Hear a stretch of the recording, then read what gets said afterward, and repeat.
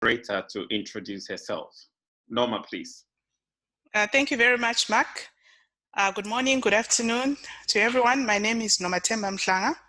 I'm an agribusiness officer in the FAO Sub-Regional Office for Eastern Africa. Thank you for taking the time to join this webinar. Over to you, Mark. All right, thank you very much, Norma. So before we proceed any further, I would like to kindly ask you to mute your microphones, please. So when you are not speaking, please mute your microphones. But when we get to the question and answer session and you are called, then kindly turn your microphones back on so we can hear what you say. That is one. The second point is that the chat feature is open. Therefore, during the course of the 2 hours that we will be having this discussion, please feel free to share information, ask questions, make comments. We will be monitoring the chat to see what information that you have shared with us so that we can keep this discussions quite lively and make it interactive as much as possible. At this point, let me go to the program. We will start immediately because we have lost a bit of time.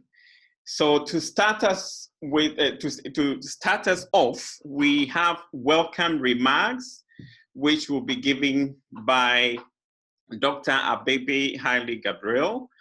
He is the Assistant Director General for the FAO Regional Office for Africa. So please, Dr. Abebe, you have the floor to give us the welcome remarks, please. Thank you, Mark. Good to see you. And Norma, greetings to you. I understand Her Excellency Commissioner Ambassador Joseph Asako couldn't join us, but my best regards to her. I am informed that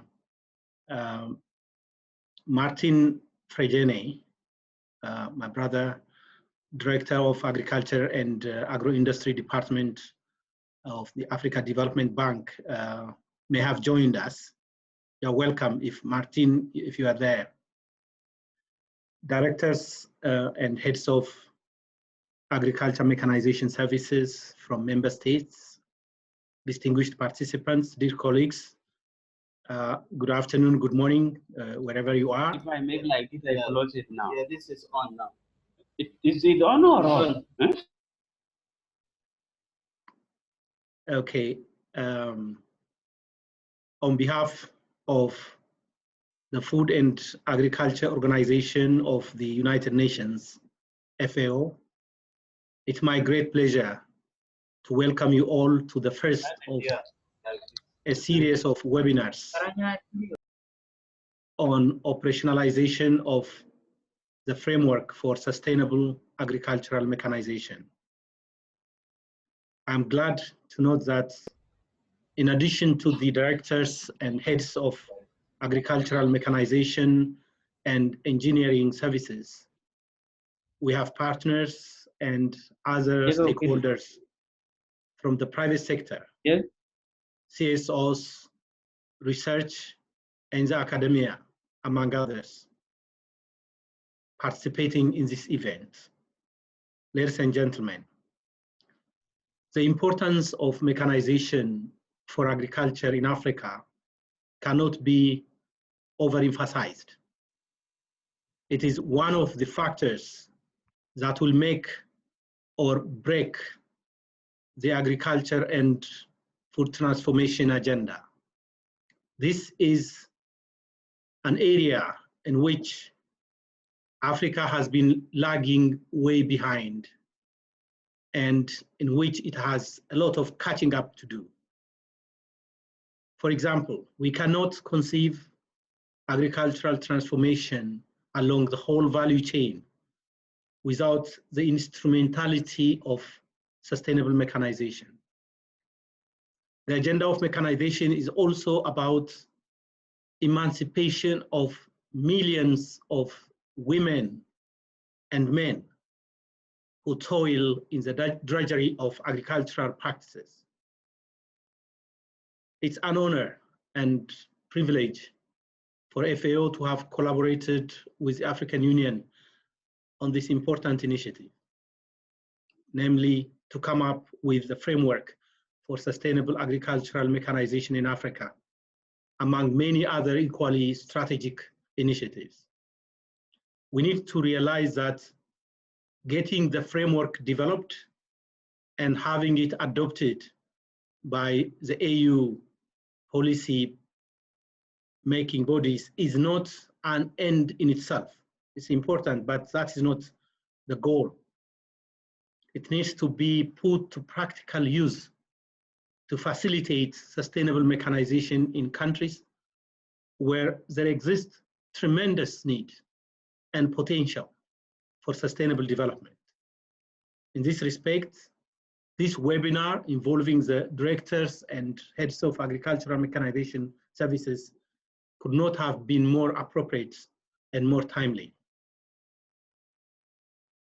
Ladies and gentlemen, the deliberations during this webinar, I believe, will provide a platform to appreciate and share experiences on how mechanization could facilitated through innovation is contributing towards agricultural transformation in Africa.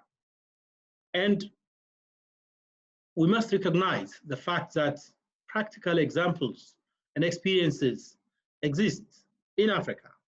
To just mention a few, the mechanization hire service provisions in many countries, such as the throw tractors in Ghana, in Zimbabwe, and Hello Tractor in Nigeria and Kenya, among others, transforming conventional tillage and crop husbandry practices for them to become more environmentally friendly.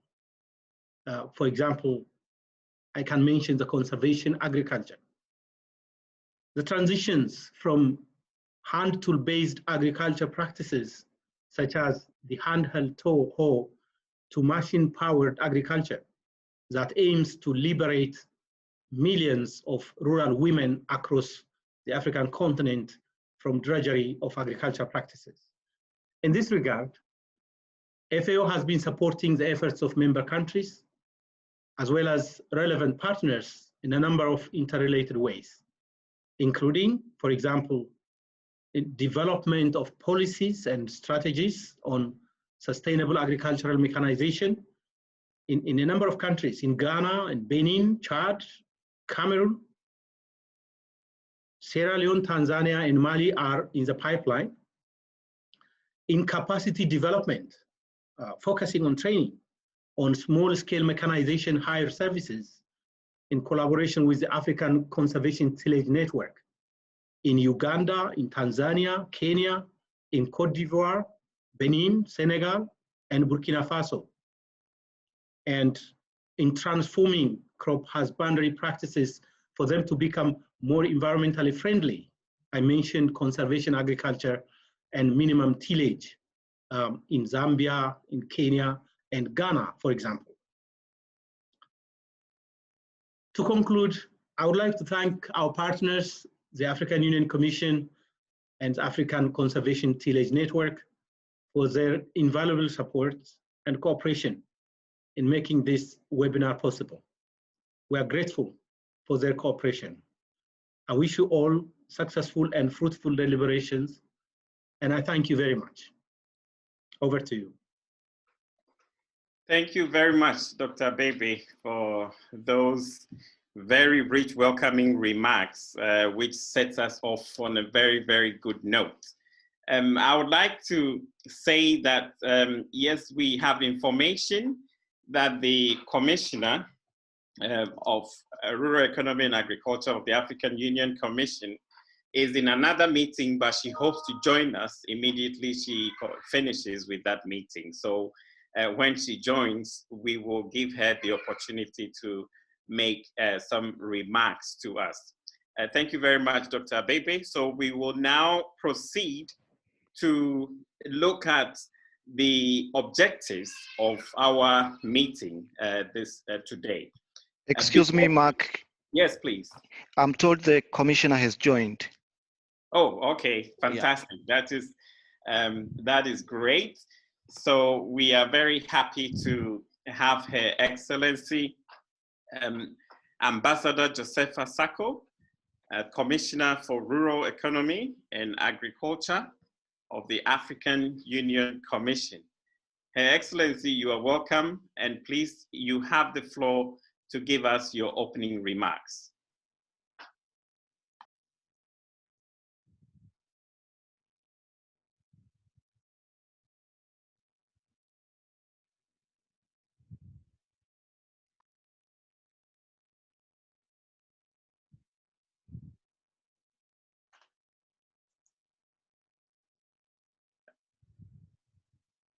Okay, I think that perhaps Her Excellency is still in the process of getting her setup organized. So let me proceed and invite my co-moderator, Norma, to take us through the objectives of this meeting. Norma, please. Oh, okay. So I have seen that Commissioner is ready. Yes. So yes, let me then give the floor to Her Excellency, Ambassador Josepha Sako. Please welcome, and you have the floor for your opening remarks, please. Thank you, Mark, for giving me the floor. Good afternoon from Addis Ababa, and good morning from your own geographical location. If you are in West Africa, is good morning still. And I just left one of the meeting, the General Assembly of the Inter-African Coffee Organization, just to come and do the opening, and then I have to go back there because I still have some other commitment with that meeting. So, Dr. Abebe Aile Gabriel, my dear brother, Assistant Director General, FAO Regional Office for Africa, Dr. David Piri, FAO Sub-Regional Coordinator for Eastern Africa, and representative of the African Union, to the African Union and to the United Nations Economic Commission for Africa, UNECA, esteemed directors, and head of mechanization, distinguished ladies and gentlemen, all protocol duly observed. It is my privilege and honor to welcome you to this important webinar on operationalization of the framework for sustainable agricultural mechanization in Africa. Please allow me to convey sincere greeting from His Excellency Musa Faki Mahamat, the chairperson of the African Union Commission, who attaches great importance to agricultural transformation in Africa. Distinguished guests, ladies and gentlemen, sustainable agricultural mechanization in Africa is an urgent imperative and an indispensable pillar for attaining the zero hunger vision by 2025, as stated in the Malabo Declaration of 2014. Goal number 2 of the Sustainable Development Goal and the prosperous Africa we want. All these are well captured in those two instruments of cooperation. Doubling agricultural productivity and eliminating hunger and malnutrition in Africa by 2025 will not be realized unless mechanization is accorded utmost importance. This is made even more urgent by COVID-19 and the need to strengthen the resilience of our food system. We know we are going to have the summit next year, so we need to strengthen our food system. Your Excellency might recall that the African Union and the FAO, through an African-wide consultative process, developed a framework for sustainable agriculture mechanization in Africa known as FSAMA. in order to boost mechanization in Africa and also confine the hand hoe to the museum. I joined hand with Dr. Maria Elena Semedo, Deputy Director General of Food and Agriculture Organization of the United Nations, FAO, to launch the Framework for Sustainable Agriculture Mechanization in Africa, SAMA, at the FAO headquarters in Rome, Italy, on the 15th October 2018 as a side event of the meeting of the Committee on Agriculture of the FAO Council. During that launch event, I recall stating that the SAMA framework document would have no impact if it remains on the shelf after its launch. While COVID-19 pandemic have kept us on our toes since, I am delighted that we have assembled our directors and head of mechanization together, as well as representative of the RECs, so that we can begin to deliberate on how we can effectively implement the framework in our member states. It's very, very important. Let me emphasize the point that we at the African Union Commission view agricultural mechanization in Africa across the value chain as an urgent imperative which could receive all the attention it deserves at the highest level. Doubling agricultural productivity and eliminating hunger and malnutrition in Africa by 2025, as stated in the 2014 Malabo Declaration, will be impossible unless mechanization is accorded utmost priority.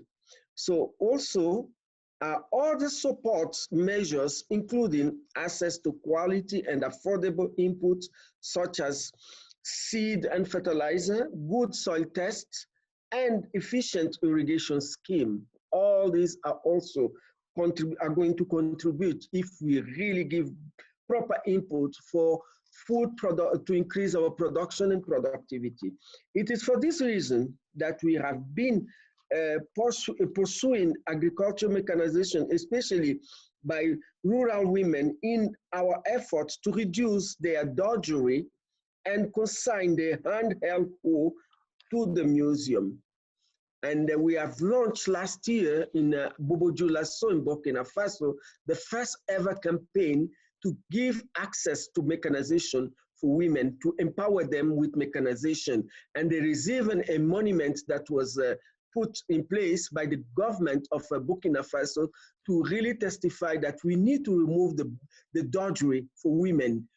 Agriculture should not be a painful activity. Agriculture should be a modern activity. So this, our framework, has to be there to be implemented and give access. I'm not saying only women, we have the youth, and we also have the traditional small-scale farmers. They all need to have access to mechanization. We are not talking about only mechanization in terms of tractor. We are talking about mechanized agriculture in all value chain. There are a lot of equipment we can use to mechanize in the processing of our product. So all this is really a very wide, approach of mechanization. So we need to really mainstream mechanization along the value chain of our agriculture.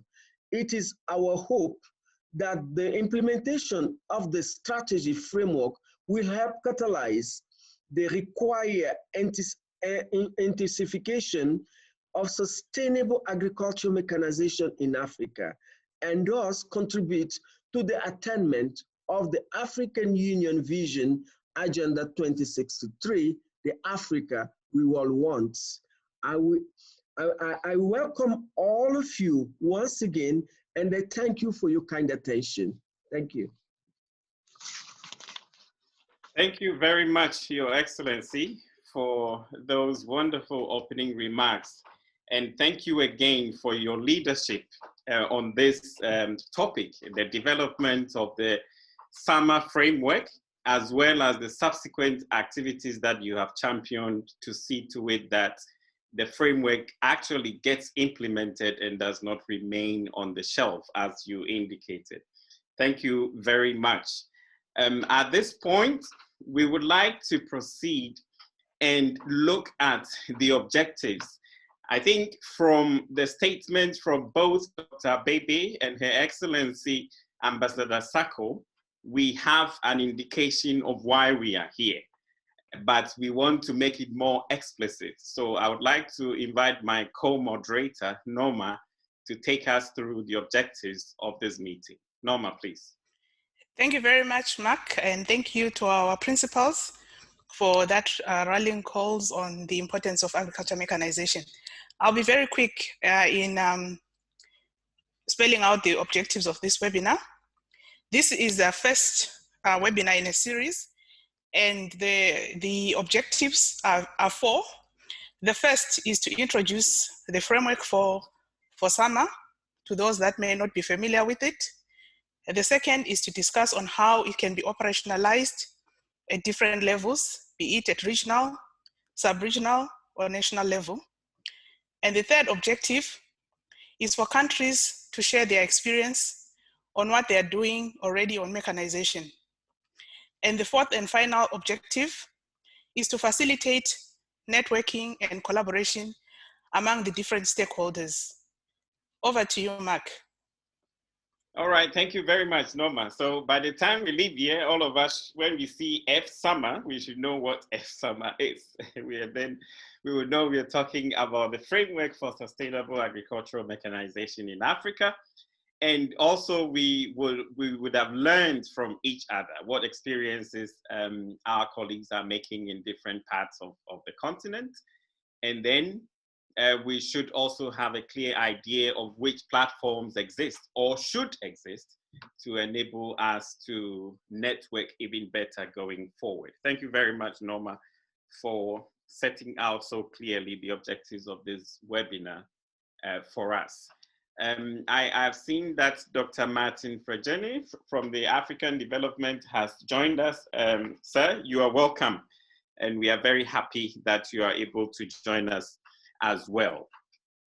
Now let me proceed to the first presentation that we will hear from Professor Mrema. But before Professor Mrema comes, I would like to kindly ask you to rename. So if you put your cursor on your photo, you would find that there are 3 dots at the top of your image. There are 3 dots. If you click on that dot, you'll be able to rename yourself. And this is how I would kindly suggest that you do it. You write your name and then followed by your position and country. So for example, if you are the Director of Agricultural Mechanization Services in your country, you will write that. You can make it an acronym, DAMES, Director of Agricultural Mechanization Services, or Head of Agricultural Mechanization Services, HAMES, and then your country, so that we will be able to identify you much more easily. Thank you very much for doing that for us.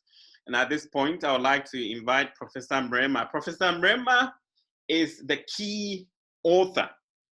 He worked with a team of people to develop the framework, but he was the lead author of the document. He has a lot of experience on the topic and knows the genesis of the document. So we are very happy to have Professor Mrema give us a presentation on why agricultural mechanization is important in transforming agriculture in sub-Saharan Africa. It is a joint presentation with Dr. Simplice Nuala Funko, who is the head of the unit of Agriculture and Food Security, the Agriculture and Food Security Division of the Department of Rural Economy and Agriculture at the African Union Commission.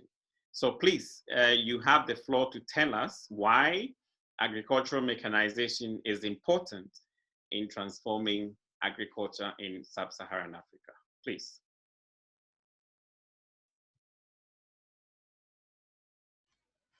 Samson, please may you put the presentation in the view mode.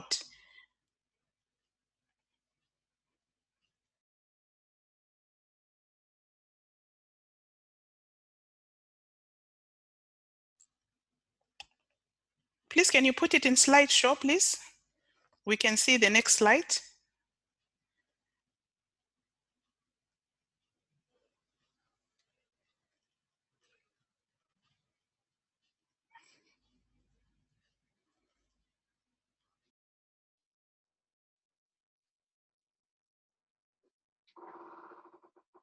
Okay, so it appears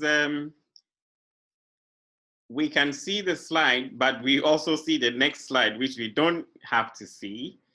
So if we can get it in presentation mode to see only the slide which is being described, that will help.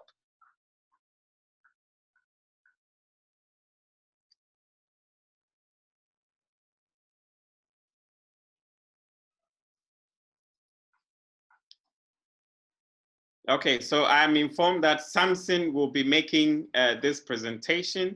So Samson, please go ahead and start the presentation.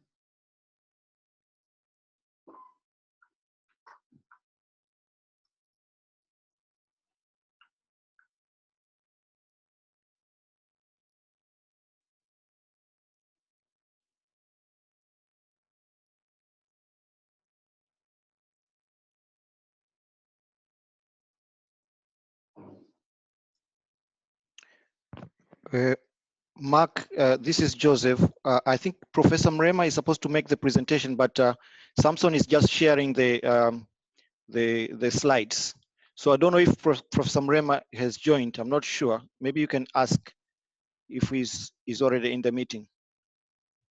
Okay, Professor Mrema, are you here, please? If you are here, let us give us a signal so we know you are here.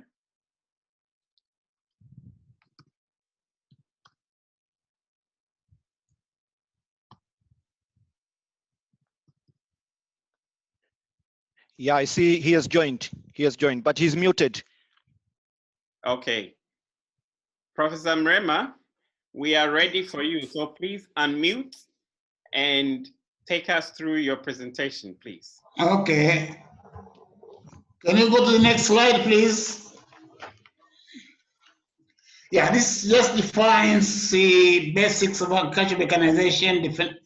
We define agricultural mechanization from that process of manufacture, distribution, operation of all types of tools, implements, machines, and equipment for agricultural development and farm production, as well as harvesting and primary processing of agricultural produce. There are basically 6 stages in agricultural mechanization development. The first one is the power substitution stage, where we change from using animal muscles, either be it human or animal, to mechanical power. This is informed in internal combustion engines or electric motors. The second stage is more sophisticated, where you handle the mechanization of human control functions. The third one is adaptation of cropping system to the machine.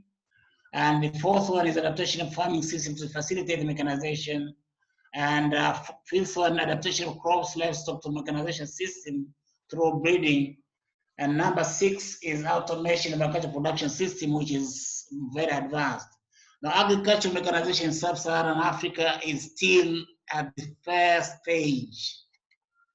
And if you look at the situation of primary land preparation, you see that in Central Africa region, 85% of the land is being cultivated by hand hoe, and only 11% by draft animals and 4% by mechanical tractors. Western Africa, 70% by hand hoe, 22% by animals, and 8% by tractors. Southern Africa, 54% by hand hoe, 21% by draft animals, and 25% by tractors. This is largely because of South Africa influence there. and Eastern Africa 50% by handle, 32% by draft animals, largely because of Ethiopia influence there, and 17% by mechanical means. So we are still very, very backward compared to Asia, for example, where 50%, 60% of the land is cultivated by tractors. And if you look at tractor population in the using region, you see that in 1950s, we all were in the same position, 61. The tractor population in Asia, in Sub-Saharan Africa, in Latin America, and the DSC were almost equal. But then from 1970, the Asians moved up, and their number moved to almost 600,000. And then 1980s, they moved to past 2 million, while we remained at a very bottom level here, less than 200,000. While the Latin American also move up, and the Asia's moved up very fast. So we've not actually invested in this whole venture. The next slide.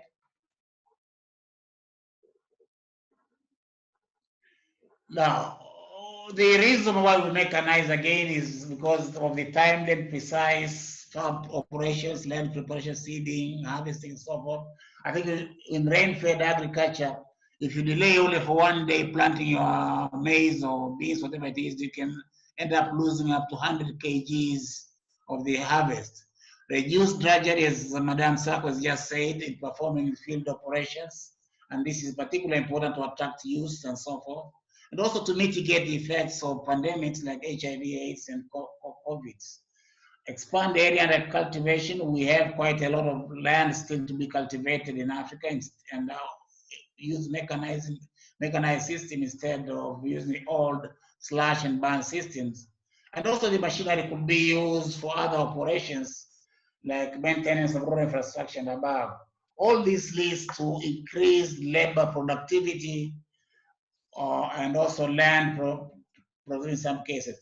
Now, when we started during colonial time, there was some efforts to mechanize the agriculture, and there were several royal commissions, the Goma Conference 1948 and so forth.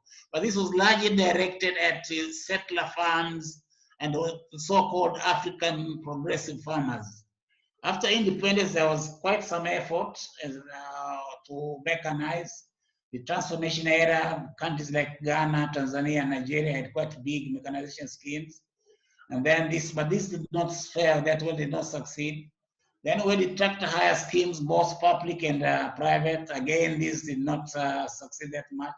Then we came to the so-called intermediate technology era from 1970 to 1985, where we were trying all sorts of intermediate technologies, pedal power, whatever it is.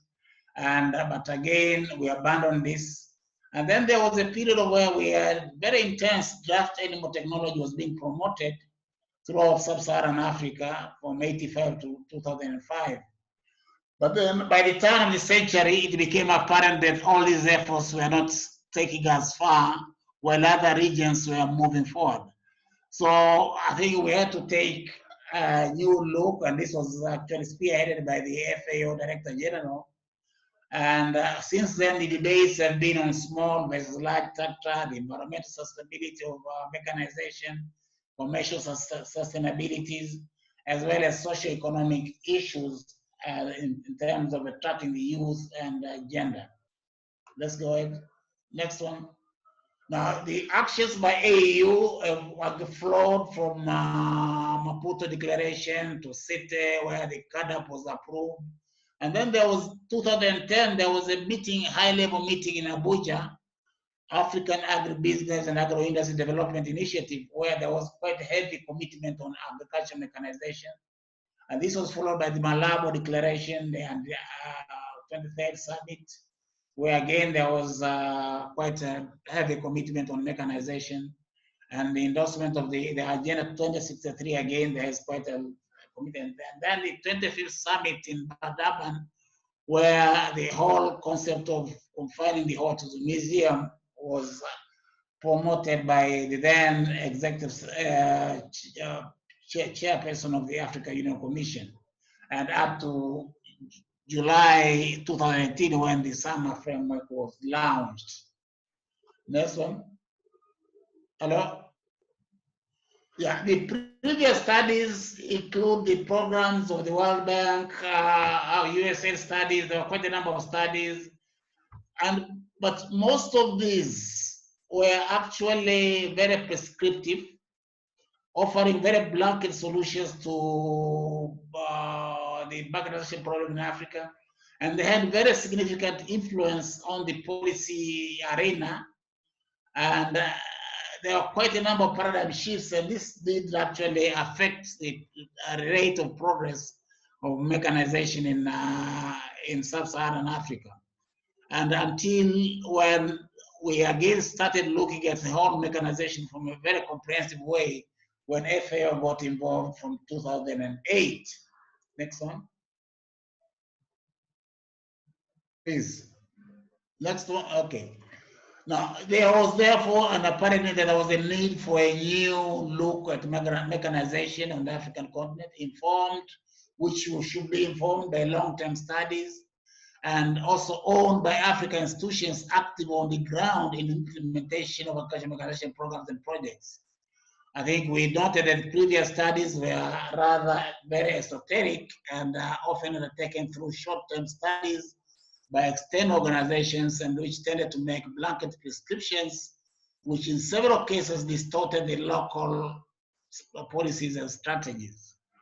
And I think this is sort of like the background to the whole summer thing. And I think we note one observation by somebody, vice president of the World Bank, which he made 53 years ago, 1967, when he led a high powers team through sub-Saharan Africa. And he noted that one is impressed by the diversity of experience with animal drone, tractor drone implements, and by the fact that no comprehensive effort is being made to analyze these experiences and make content analysis available to all countries in tropical Africa.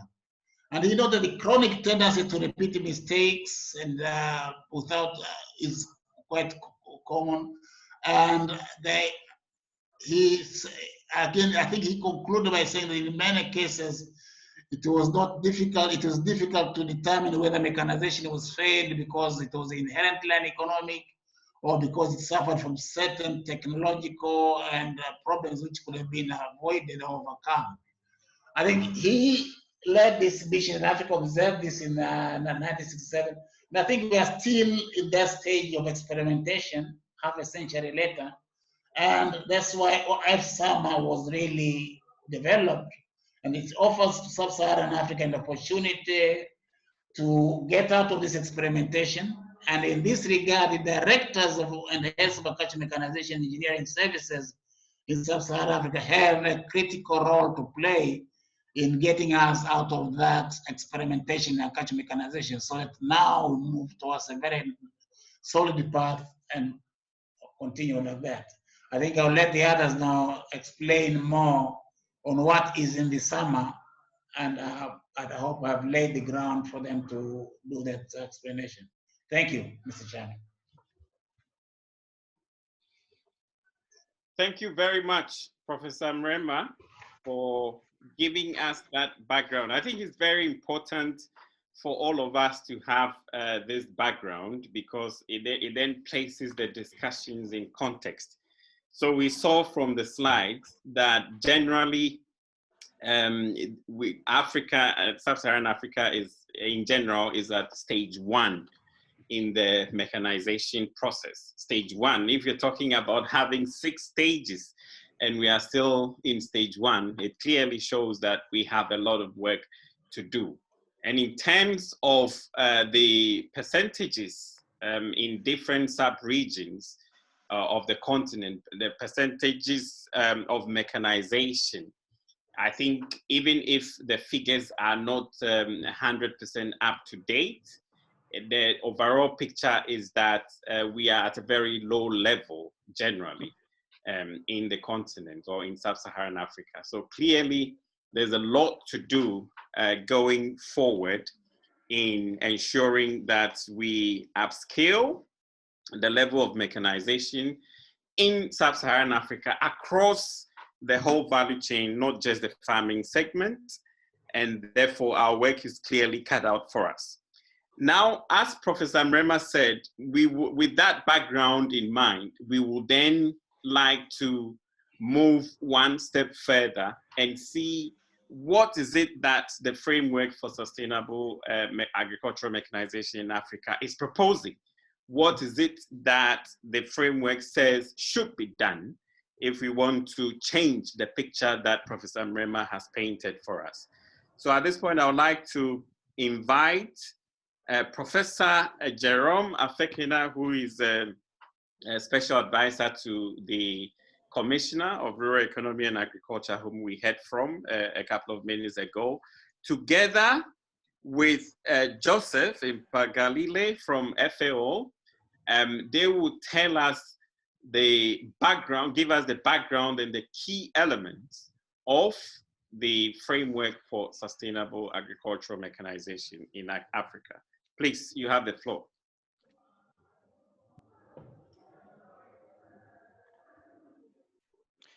You are muted, Professor Jerome.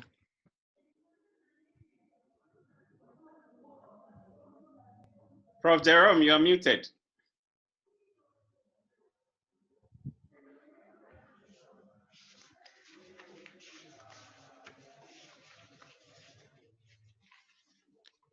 Prof. Jerome, you are muted.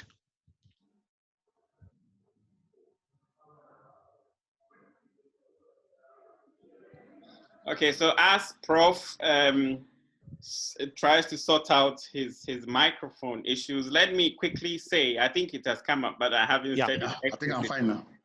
I haven't said it explicitly. So let me say that this webinar is jointly organized by the African Union Commission. So as you see, we have Prof. Jerome there, and also the Food and Agriculture Organization. We have Joseph here to join Prof to give the presentation. The third organizer is ACT.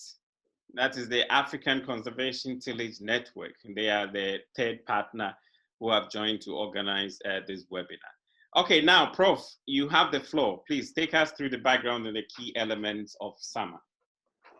Thank you, Mark. I'm actually making a presentation with Joseph to set the scene, like we heard from Professor Mrema. The SAMA framework, first and foremost, is demand-driven. There was a felt need to review the history of mechanization in Africa to do things differently.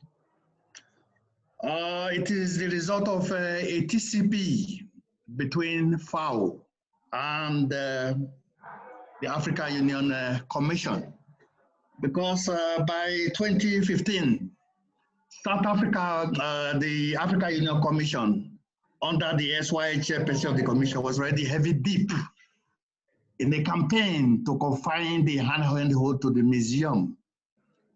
So these efforts came together after the STC meeting, asking for a mechanization framework for Africa. The SAMA framework that we have before us today is the result of intense discussions with policymakers in all African Union member states, the African Commission, FAO, key partners, and most importantly, the private sector, because there was a perceived need to do things differently. The SAMA framework went through a lot of consultative processes, and as we were informed by a commissioner, the document was launched in Rome on 5th October 2018. Quickly to summarize, it takes a detailed look at the history of mechanization in Africa, for what we were told by Mrema, and points the way forward in addressing the challenges while taking advantage of the new opportunities for us to ensure the successful adoption of mechanization along the value chain in Africa. The thrust of the 10 priority elements, which my colleague Joe will present, is that the mechanization in the 21st century must follow some core principles. The first one is that it must build along the entire agricultural value chain. Mechanization must also be private sector driven, environmentally compatible and climate smart, and most importantly for Africa, considering the fact that small farmers who dominate and constitute the bulk of African agriculture, it should be affordable. So I guess I will stop here and allow Joe to take us through the 10 elements of the SAMA framework. Thank you. Thank you so much, Prof. So what I will do is to take you through the 10 elements of the framework for SAMA. This is like the core of the framework, because as we know, the aim of the framework is to be used for regions and countries to formulate their own strategies and policies on mechanization, and to act as a guide to develop and make sure that mechanization is taking its position in the transformation of African agriculture. So I'm going to go very quickly into these 10 elements just to share them with you, but you can read the details in the report later on. So the 10 elements have been grouped into like different categories. So let's start with the first 5 elements, which are targeting towards making agricultural mechanization in Africa commercially sustainable. So the first element is focusing on boosting farm power through appropriate technology and innovative business models. So as what has already been presented, we need to increase farm power in Africa, and we need to make it available. And we need, in doing so, reduce the use of hand tools as the main means of agricultural production in the continent. And this could be done using different approaches, promoting farmers' ownership, but where this is not possible, then we are really emphasizing on the mechanization, higher service provision, and therefore there's a need of building capacity in that area. The second important element is on promoting innovative finance mechanism for agricultural mechanization. I think we all agree that without good financing models, then it's difficult to promote mechanization. So the framework is identifying that, and is saying we need to support farmers through credit and direct grants. It's also emphasizing that the private sector should lead the investment efforts, while the private sector should create conducive environment for that to happen. The third element is on building sustainable systems for manufacturing and distribution of agricultural inputs in the continent. I think we all agree that there are efforts which are ongoing in the continent to build viable entities to manufacture agricultural machineries and implement, to set standards, to carry out testing, to support franchise for distribution, and also, most importantly, repair and maintenance. So what we're saying, we need to build a sustainable system towards that aspect of manufacturing, distribution, servicing, which is highly important for the success of mechanization. Then the last 2 elements under the category of making agricultural mechanization commercially sustainable is that number 4, we need, and this has already been emphasized a lot, to have sustainable mechanization across the agri-food value chains, the entire food value chain, from farm output, farm inputs to farm outputs, from production to post-harvest, and so forth, transportation and others. Yeah, and if we do so, then we'll be creating commercial sustainability of the agricultural mechanization in the continent. Then the 5th element is innovative systems for sustainable technology development and transfer.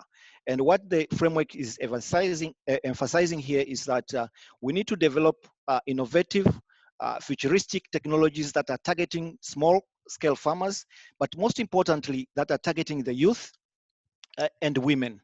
And we need, therefore, to enhance research technology development, testing, transfer of technology, extension systems, and so forth. And for that to happen, we need also to collaborate. So innovative system is very important. Use of digital technologies to promote and develop mechanization. I think these are the areas that we need to make sure that we give high priority as well.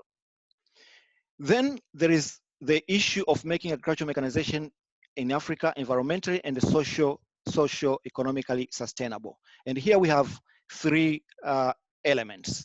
The first element under this category is that we need to make sure that we have sustainable transformation of land preparation, crop and animal husbandry practices happening in Africa.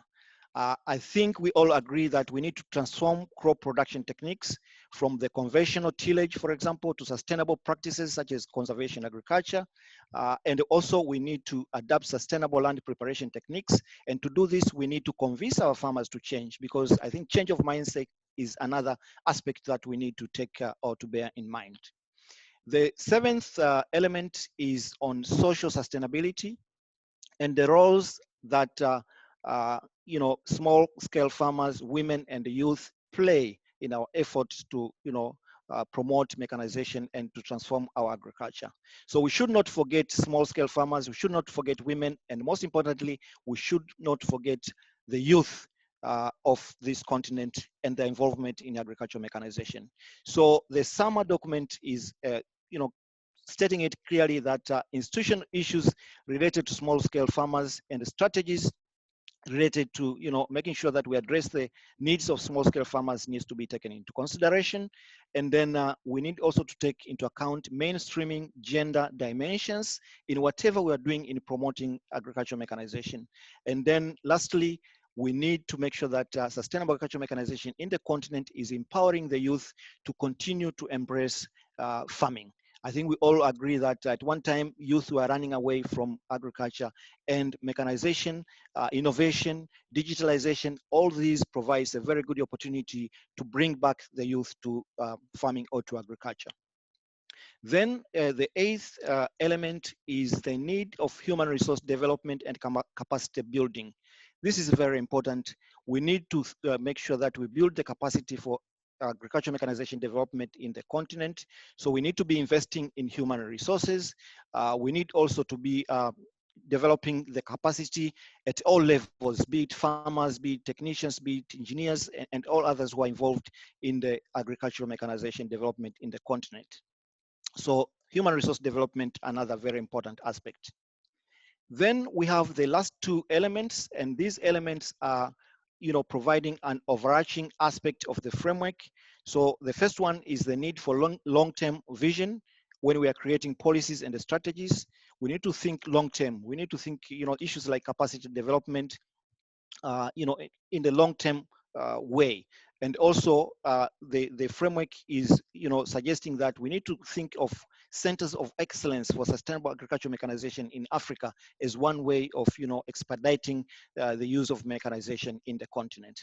And then the last element is on creating sustainable institutions for regional cooperation and networking. This is very important. We need to see people from West Africa networking with people in Southern Africa, East Africa with West Africa, Central Africa, and others. I think now it's not happening. We are not networking a lot. So this is another area which is being emphasized in the framework. Regional capacity, strengthening of regional capacity, and South-South collaboration. Even countries within the continent, those one country can collaborate with other countries. I think this is an area that we need to emphasize when it comes to mechanization development in the continent. Now, let me kind of finalize with the ideas on what we need then to do going forward. So we have had the 10 elements of the framework, and also I'm sure you'll get time to read the whole framework in full.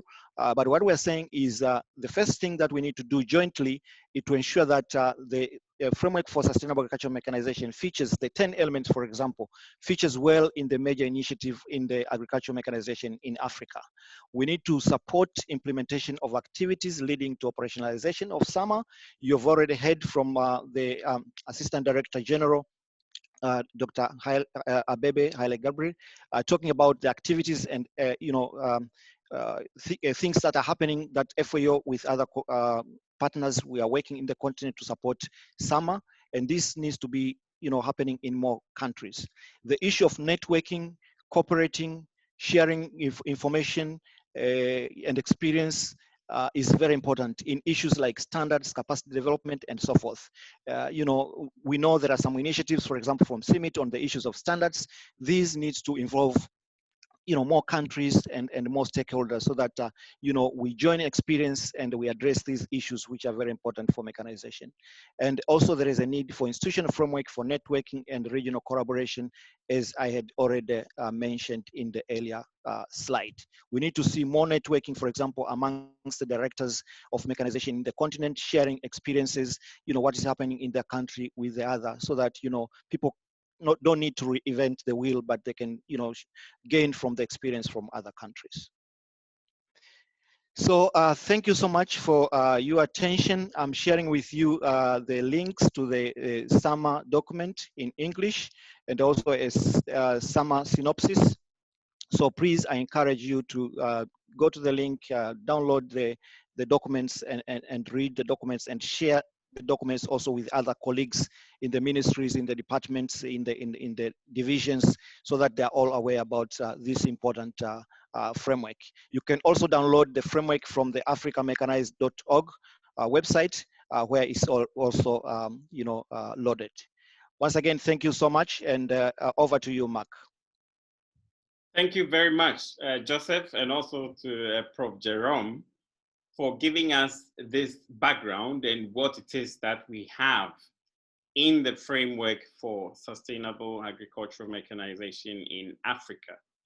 So I think now we have good background information. So Joseph, thank you. I mean, you have structured the 10 elements quite well. You have presented it as one block which looks at the commercial sustainability of mechanization.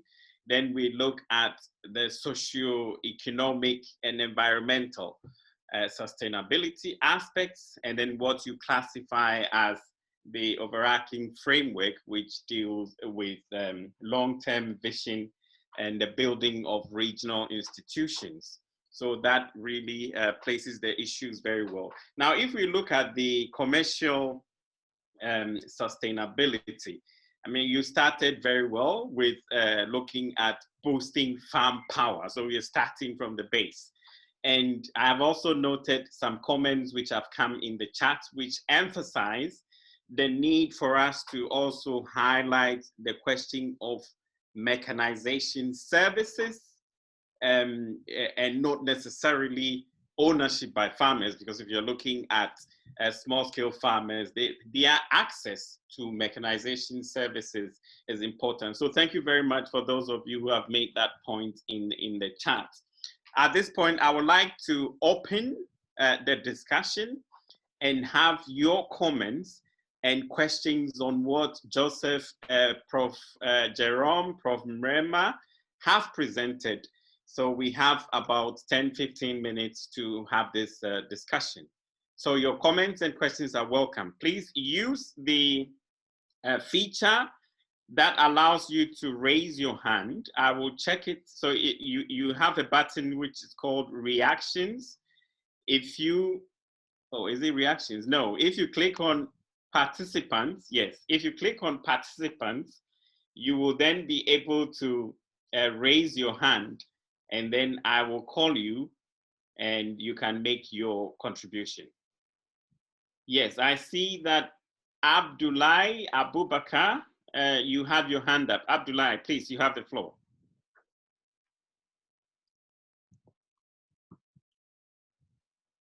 Abdullahi?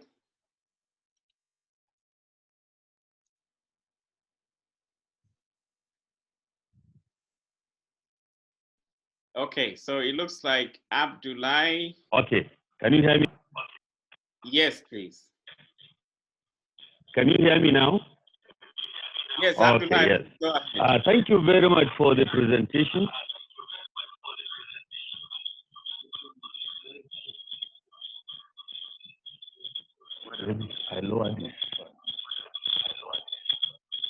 Hello?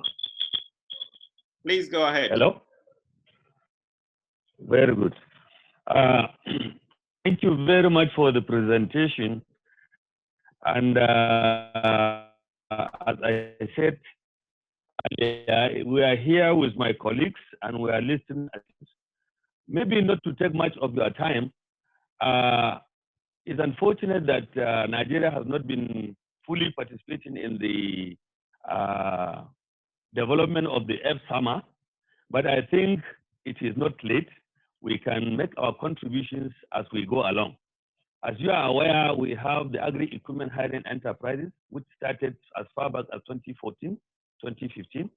And a lot of interest has been generated in agricultural mechanization in Nigeria, to the extent that we have also go into a bilateral agricultural development program with the Brazil government, where we are going to have over 10,000 units of tractors and about 50,000 of assorted equipment and implements, which will definitely increase the mechanization reach of our people.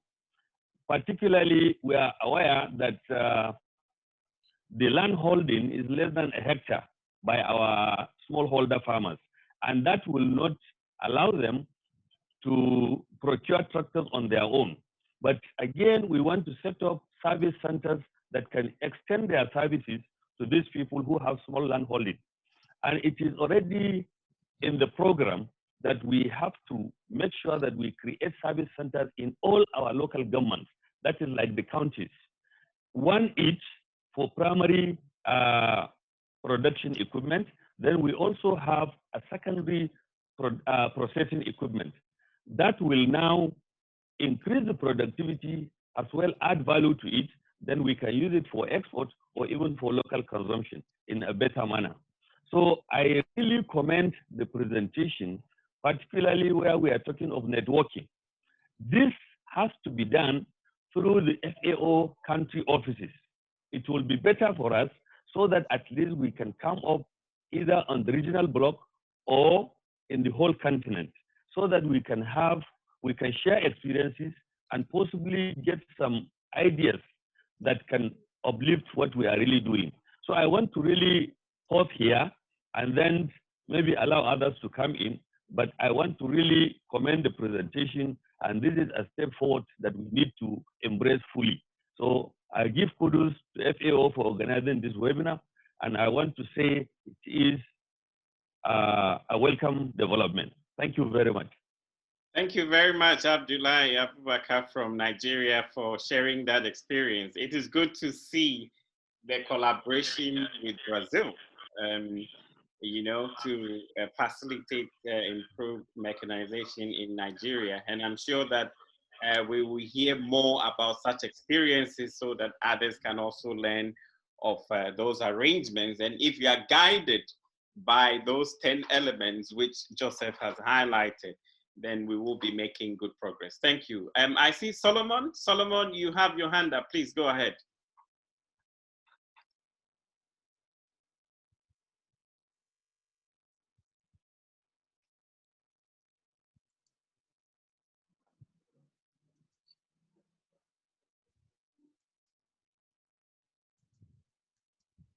Solomon Gilalcha, FAO-SFE, please, you have your hand up. Go ahead. Okay, if Solomon is not ready, then He's muted. He says he cannot unmute himself. Please, Priscilla, may you unmute him?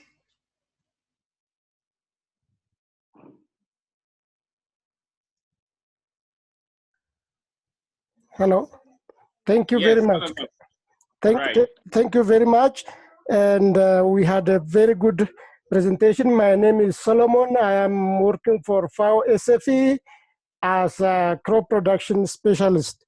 So my thoughts are on let me say, side effect of mechanization as being taught by some countries, some individuals to displace workforce.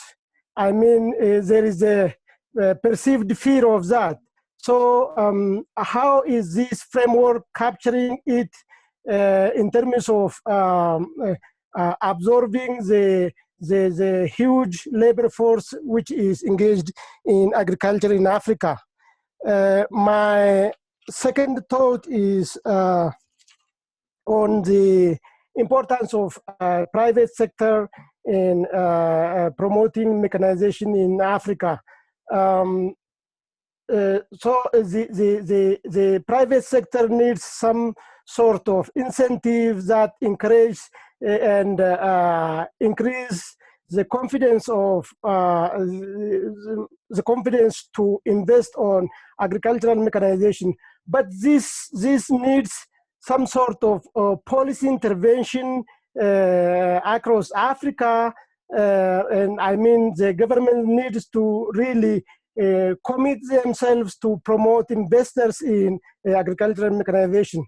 My third thought is related to land tenure in Africa. For example, in my country, Ethiopia, the landholding system is very fragmented, and how is this captured in the framework? For example, the very good example and experience in Ethiopia, what the government is now doing is the so-called cluster farming, putting together different smallholder plots to make it really viable for mechanization. So how is this captured in the framework? Thank you. All right, thank you very much, Solomon, for those questions. So essentially, you're talking about the issue of whether mechanization will replace the labor force manual and how we address that. You're talking about what incentives are there for the private sector to invest in mechanization. And you also touched on land tenure issues and how that also affects mechanization. Thank you. I'm sure that our colleagues who gave the presentations will provide the relevant answers. Let me take the question from, or contribution from Stanislaus Chisakuta.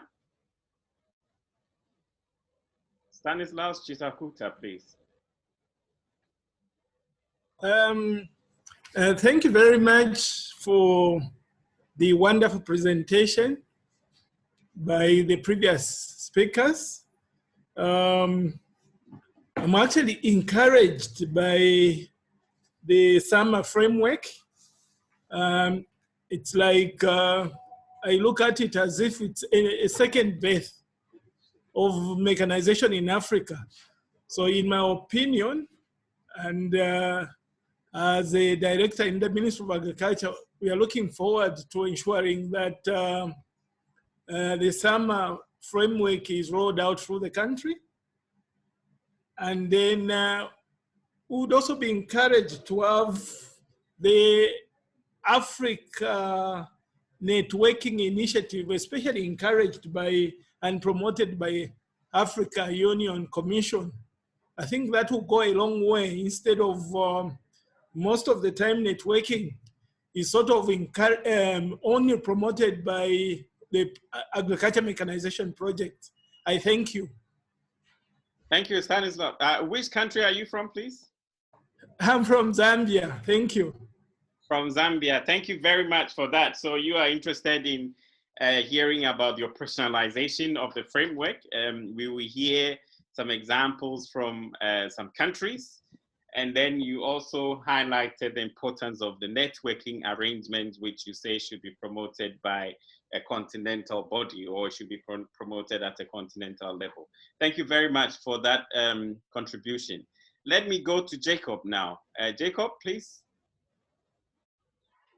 Thank you so much. My question is on the, sorry, when Jacob, we talk of the, I'm from South Sudan. Right, please go ahead. Yes, my question is on if we take example of most of the African countries which are very bushy and taking into consideration the mechanized system of farming. I don't know whether it cannot even affect the environmental ecology of our countries, because wherever you want to use a mechanized system by maybe using a lot of tractors, it cannot also affect our forests. And in that case, we will remain without forests and we will bring desert to our areas, and that would be another issue. So I don't know how can we handle such issues. Like if we take South Sudan, it's really very bushy, and to use tractors in some areas is even very hard to use tractors. And that's my question. Thank you so much. Thank you very much, Jacob from South Sudan, for your question. Okay, so now let me turn to our speakers, our presenters. And so here I'm referring to Joseph, to Prof. Jerome, and Prof. Mrema. So we have a couple of questions and comments here. We heard from Nigeria, which talked about the arrangements that they have in place and the partnership with a country like Brazil, for example, to ensure that the country has access to some mechanization and equipment. So perhaps you can make a comment on how such arrangements could be handled to ensure that we have sustainable mechanization, as was presented by Joseph. Then we have Solomon with his 3 questions on whether promotion of agricultural mechanization will push out some of our labor force or not, or if so, how are we handling it? And then the issue of how do we incentivize the private sector to come in and invest, and also looking broadly at our land tenure systems, not just in Ethiopia, but across Africa, the nature of the land tenure systems, how does that support or does not support mechanization, and how can we address that also? Then we have Stanislaus, who talked about especially the issue of an African networking initiative at a continental level to promote such exchanges. And also the question from Jacob, which relates to the type of the land, the geography, the country context, and how you situate the issue of mechanization. If you have a country with a lot of forests and trees, how does mechanization come in, or how is it deployed appropriately? Okay, so the 3 of you, in no particular order, please go ahead and provide your comments and responses to these issues.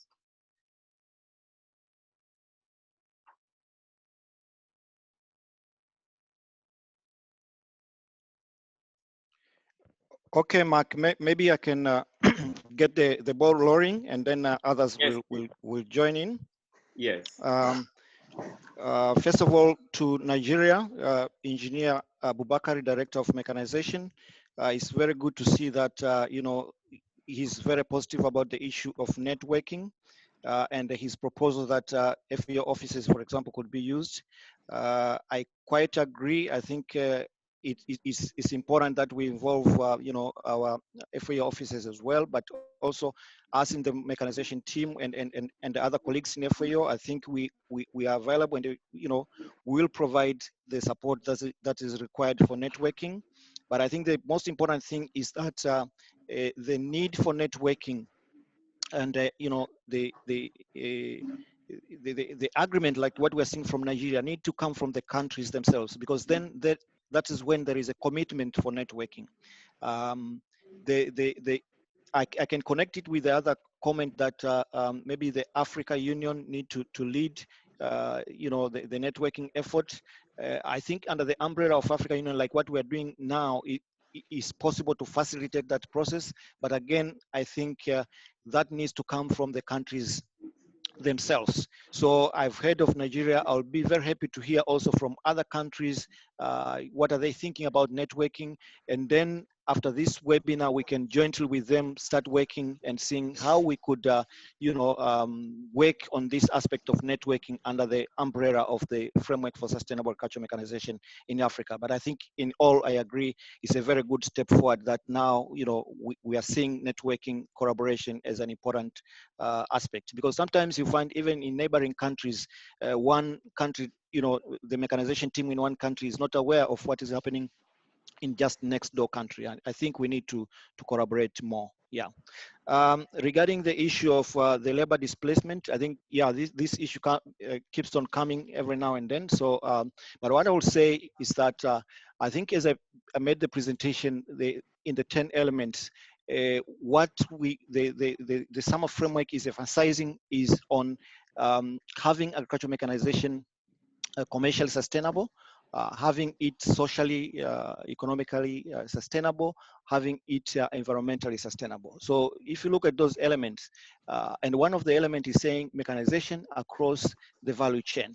So we are not looking at mechanization only at production and then displacing people there and then no, it's along the value chain, just lifting it. And actually what we want people, farmers, to reach is reach at the point where, in addition to just producing for the survival of their households, they should also produce more, to sell, to gain from what they're doing in agriculture. So along the value chain, so if you have, for example, introduced an equipment that has increased efficiency in maybe weeding, then these people who are involved, if we take it in a sustainable way, if we really do mechanization in a sustainable way, then there is a chance downstream they can also work in agro-processing, they can work in marketing of their food products and so forth. So there is, so the underlying issue there, I think, is to make sure that we do mechanization in a sustainable way. And in doing that, if you read through the 10 elements, we are looking at all aspects, the aspects of women, the aspects of youth, the aspects of smallholder farmers. You just don't just introduce one equipment and then forget about whatever is happening around you. You need to look at all these aspects. Regarding the issue of land tenure, there was an example from Ethiopia. I think the idea of clustering is good because once you cluster farmer, then it's easier for you to go in and provide the mechanization services. I think what we have seen, if there is a good coordination, for example, a machine can come from one district when the operations are not on that particular time, but in another district they're doing harvesting, and the machine can go there and provide services for harvesting, can come back again in the original, and maybe it's raining there and they can do land preparation and other things. So I think if the idea of clustering is well done, then it will help also to promote and put forward the development of mechanization. The idea of the issue of the forestry, I think is very much linked to making agricultural mechanization environmentally sustainable also. So I agree there are some countries where there's a lot of forestry, but I'm sure within the countries there are plans where this is an agricultural land, this is a reserved forest land, and so forth. So when the area is allocated for agriculture, and if it's a land with a virgin land, then the idea of clearing the land, I think, is also important and need to be looked at, not only looking at, for example, machines or equipment for tilling the land, but also for clearing the land. And I think this is not an only issue in South Sudan. We have seen also it in the tropical forest areas. So it's also an issue which, in Ghana, in Nigeria, when it comes to clearing the land for agricultural production, is also a challenge, and which mechanization could also look at how to provide the solutions, because solutions are available in clearing the land. But again, what we are saying, it should be done in an environmentally viable and sustainable way, rather than just doing it haphazardly. Okay, thank you so much. I'll stop here, and I think my colleagues will also share their points. Thank you. Okay, thank you very much, Joseph, for that comprehensive response to the issues which have come up. I don't know whether Prof. Mrema or Prof. Jerome would like to add anything. Well, let me quickly add something, then Professor Mrema can round up. Very positive comments generally. I'm just going to react to two. The first one by Engineer Bubaka from Nigeria, that Nigeria was not consulted. If I remember the history of the development of the SAMA very well, effort was made to reach out to countries. And I do remember that the main consultant was one engineer, Jav, from University of Ibadan. And as part of the processes, which were about 3 or 4 meetings, which we had at Africa Union Commission, efforts were made to bring a Nigeria team. I remember Dekule attended some of these meetings. Anyway, just to let him know that it was a very intense process to come up with this document. In the chat, there was a comment on data, the need for up-to-date statistics. This is why, I want to comment first so that Morema can come in. If you'll be following mechanization in Africa in recent times, I think at a time, FAO stopped collecting mechanization statistics. And we've not quite left that scene. You're not going to find up-to-date statistics anywhere on the state of mechanization in Africa. So maybe what we need to do as part of this new engagement, coming together with the centers of excellence and so, we need to start talking to the directors ahead of mechanization, how to make sure that we have the correct statistics. Thank you. Thank you very much, Prof. Jerome. Prof. Mrema, any comments?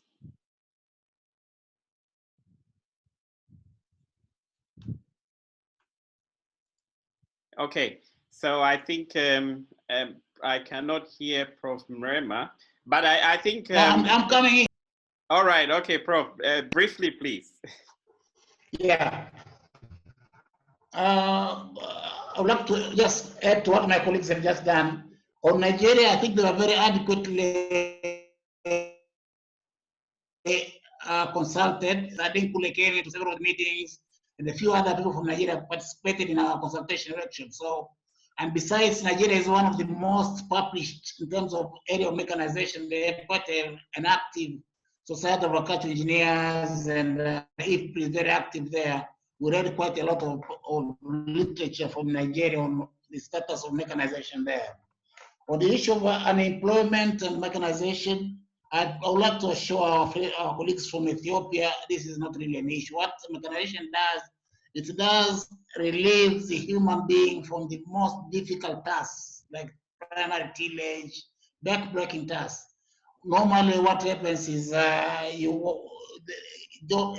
employment is created in other parts of the value chain. And I think this is the key issue. I think this used to be a very big issue in the 1960s. ILO commissioned quite a number of studies on that, but it was then finally resolved, studied and found that mechanization did not lead to serious unemployment problems as some people seem to fear.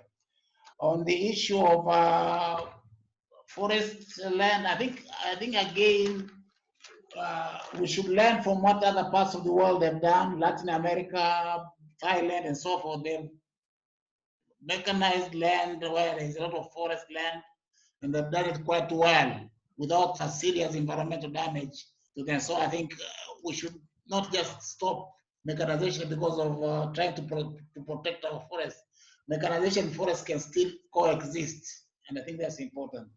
And finally, is the issue of land tenure. I think we agree that's a very important issue, and I think countries have to address that as part of their mechanization development process. Thank you. Thank you very much, Prof.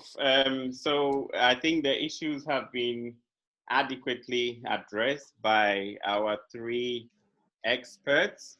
I will give the last opportunity to Rabbi. I see your hand up. Please go ahead. You are muted, please. Rabbi, you are muted. Please unmute and go ahead.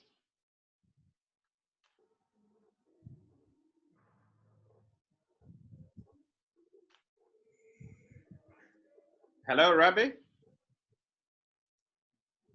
Okay, looks like he cannot hear me. Yes, okay.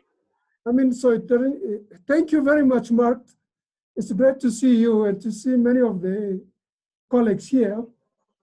Yeah, I would like to add, as Professor Morena said, mechanization doesn't, let's say, create unemployment. In opposite, just by illustrating one example. So we don't need the people on the field. We need the people in the processing industry. Just look, for example, you crop maize or soja. So, you know, so if you do, for example, let's say poultry. So, I mean, we know 70% of poultry, let's say, costs are associated with feeding. So creating the value chain, you know, across the poultry business, I think that's makes sense, because that's where thousands of jobs will be created. And so for people arguing that mechanization destroys jobs, this is not right. You know, this is not right. So mechanization generates jobs. So if you look, for example, into this poultry business, because so if at each level, from the field to the processing industry, you create thousands of jobs. So we need less people in the field and provide of more, let's say, power, because we know power is a major constraint to increase productivity in agriculture. And that's what we need to do. But there's no fear that mechanization is going to create unemployment in Africa. Thank you. Back to you. Bye. Thank you very much, Rabbi, for emphasizing that point. All right, so I'll just touch briefly on some of the comments which were put in the chat. So we have Professor Richard Bell from Murdoch University in Australia. He makes the point that mechanization needs investment that creates both demand and supply, and also you know, facilitates response to user demand. And I think that point is very important. And it also came up in Joseph's presentation when he talked, for example, about boosting farm power, but also building sustainable systems for manufacturing and distribution of mechanization inputs. So we look at both the demand and supply side, and not just focusing on one aspect. Then we have a participant from Sierra Leone who makes the point that the country is initiating the establishment of machinery rings. And I think this is also a system that is in operation in a country like Germany, for example, during the processes of developing the framework and also some of the follow-up exchanges we had. I think we even had a representative from Germany coming to share those experiences about the machinery ring system.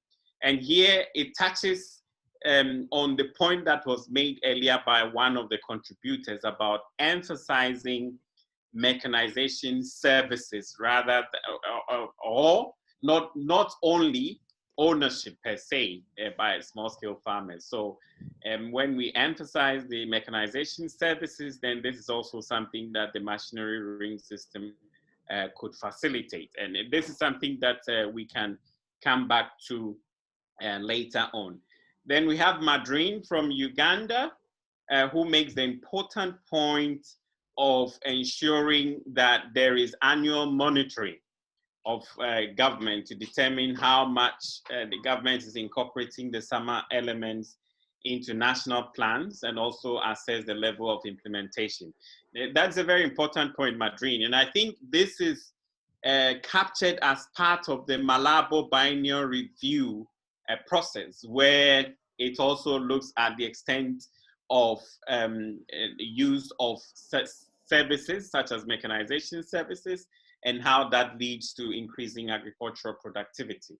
So that point is also very well noted. Thank you very much. Now, I think I would like us now to move to the next session, which essentially will build upon the discussions that we have just had by giving us specific examples of what some countries have been doing in promotion and development of agricultural mechanization. So we have Uganda, we have Tanzania and we have Ghana, who are going to give us some updates on promotion and development of agricultural mechanization. So let me first start with Engineer Boniface Okanya from Uganda. Please, you have about 5 minutes to share your experiences with us. Please go ahead.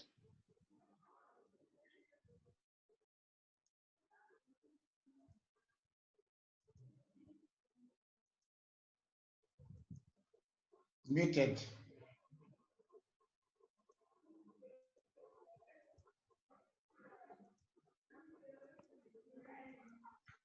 Please, Engineer Okanya, please go ahead.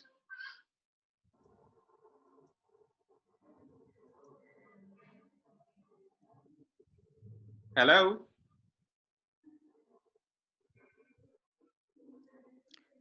Priscilla, can you unmute Engineer Okanya, please?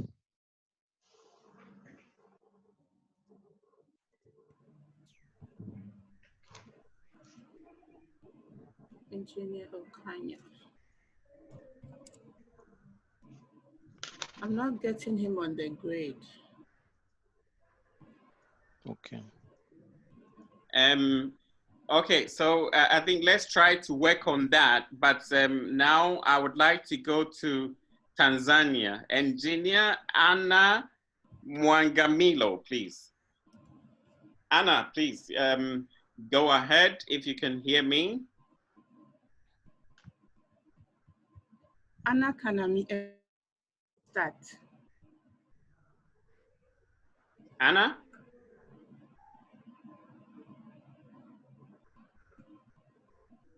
Hello? Yeah. Hi. Hi, how are you? This is for Ghana, I suppose, but I think we have Anna now on. Samson, this is for Ghana, please.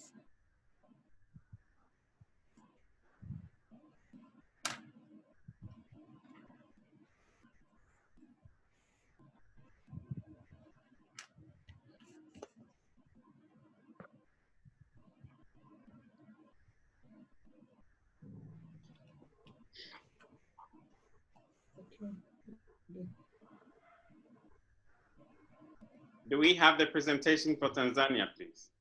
We are looking for that of Anna. Okay, then let us just show the Ghana one. Let Mr. Engineer DeYoung start, and then we will come back to Anna and Engineer Anna and Engineer Okanya. So let's go to Ghana, please. Oh, yes, please, Engineer DeYoung, please go ahead. Yes, thank you very much, and I'm grateful for being part of this meeting. I am in DeYoung as the head of the Director of Agriculture Engineering Services Directorate. And the next slide, please.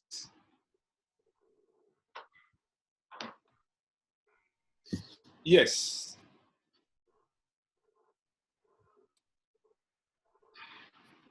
You know, agriculture has been the main backbone for, this is not the first slide, please.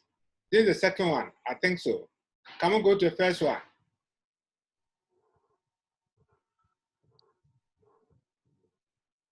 First slide.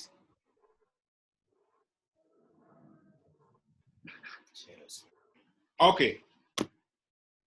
Agriculture has improved the efficiency of farm operations, and from the ancient time of using using manpower and animal power, it is time for us to actually look at the mechanization systems in the various countries in Africa in order to meet the food requirements of every country. Not the food requirements alone, we also look at the quality of food we check out to our populace. And the government of Ghana has been trying hard to meet the needs of farmers, especially the small-scale farmers, women, and the youth. But some of the adult men farmers also have problems with mechanization. And they have operated most of these machinery in Ghana for a long time. And perhaps they have been using the wrong techniques in doing that. In this light, government of Ghana has tried to bring in some equipment to support the farmers at the subsidized rates, so that it doesn't go for the market prices, and farmers can come into fund and send to FBOs so that they can buy them and use them for their services. And government also provided equipment to enterprises to set up mechanization centers. People who cannot actually afford the prices of machinery can either ask the enterprises to render services to them. Next slide, please.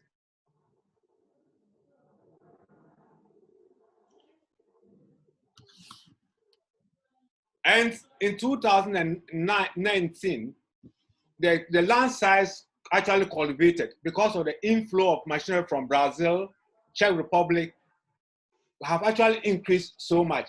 And the produce from the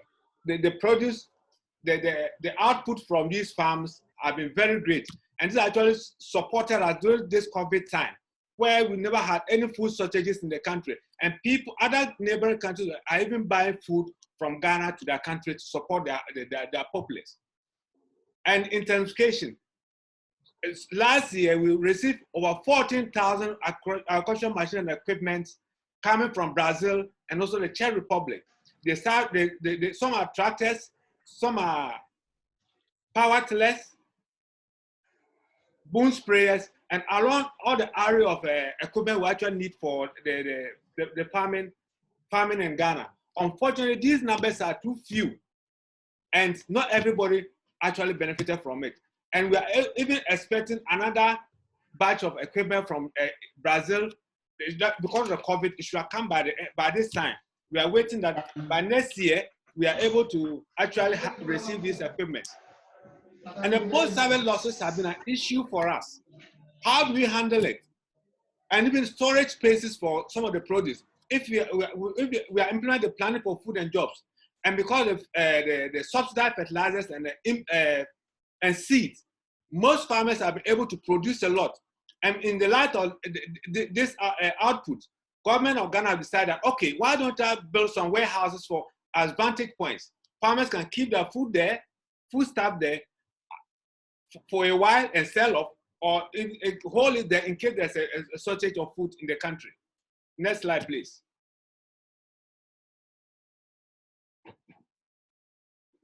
Yes, it's unfortunate as of now, we don't have agricultural policy in this country. With the help of FAO, we are able to come out with a draft agricultural policy waiting for assent of the minister. So we can go in for print. With the policy, we should know where we are now, and what paths shall we go through in order to reach our goal. Then, as I said earlier on, and we are trying, the next phase of acquiring equipment are from the Indian Exim Bank. About $150 million has been churned out to do this project. And the consultant is now doing the feasibility studies for us to actually come with the specifications, what equipment do we need, and who is going to benefit from it, so that we can have various agricultural mechanization centers dotted all over the country. Some districts may have all the area of equipment, but the municipalities may not have, because they may go into processing. Just like turning the maize into powder for sale on the market. Also, milling of rice will be done in the municipalities. Then one of the presenters raised issue about the human capacity development. It is a major problem. You can have a new machine now, but if the operators are not using the new technology of it, they will certainly destroy it. In Ghana, what we have done is, instead of only men operating a machinery, we have decided to train women too. Women who have never even driven a car before. We have trained them to drive and trained them to operate. Even most commercial farmers are even looking for the more operated. They feel like they are comfortable using them and they are more careful than the men. So, in the next phase of it, we will now look at how best we can train the youth. Even the already existing operators, we are retraining them so they can more conversant with the user of machinery. No, machine costs so much, and there's a need for the and there's a need for the farmer and the operator to make sure that the machinery is kept in good shape. For example, after the farming season, the machines are let anyhow. But in the normal agricultural operation, after the farming season, you must refix your machine, keep it well for the next rainy season. So far, we are dealing with rain-fed agriculture. Okay, Engineer DeYoung, if you could round up, please. Round up. Yes. What we are now going to do is let's come to the challenges. The challenges are the inadequate machinery, as already said by the earlier speakers, and the spare parts issues are the problem. Local dealers are not prepared to bring in spare parts. They feel like it's a local capital, and inability of most smallholder farmers to afford the machinery is also another problem. And lack of, but we think that private sector should be part of the training facility. We have 2 training institutions in Ghana, funded by the Ghana government. We want other private sectors to also look at it. It's a business. If the farmer knows that there's a need for him to take good care of the machine and the operator, he will finance the training of his operators. Thank you very much for your audience. Thank you. Thank you very much, Engineer DeYoung, for sharing that experience from Ghana. So again, we hear of the collaboration with countries like Brazil, India to get machinery. I think this is an issue that we may have to discuss further and provide some guidance on how best to go about such arrangements. And then on the issue of spare parts, as you say, how do we ensure that the machines that are acquired are maintained for the purposes and able to be used for the purposes for which they are acquired? Then you also talked about affordability. I think it relates to what Joseph had mentioned about financing mechanisms that also enables the users to access either the machines themselves or the services which are provided from those equipments. And again, the issue of private sector. Okay, thank you. But let us go to Tanzania and hear from Engineer Boniface Okanya. And then after that, we will then go to, we go to Uganda and hear from Engineer Boniface Okanya. And then we go to Tanzania. So Uganda, please. Engineer Boniface, kindly unmute yourself and talk.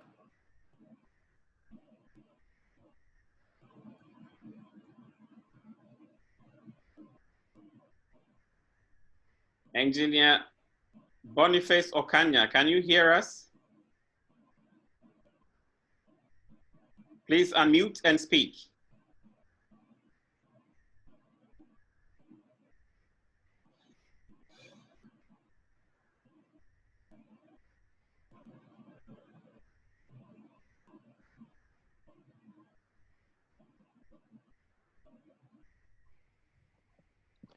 Hello? Maybe we can go to Tanzania and then wait. I think he's having some problems with the connection. Yeah, okay. We are sorry about this, but let us go to Tanzania then.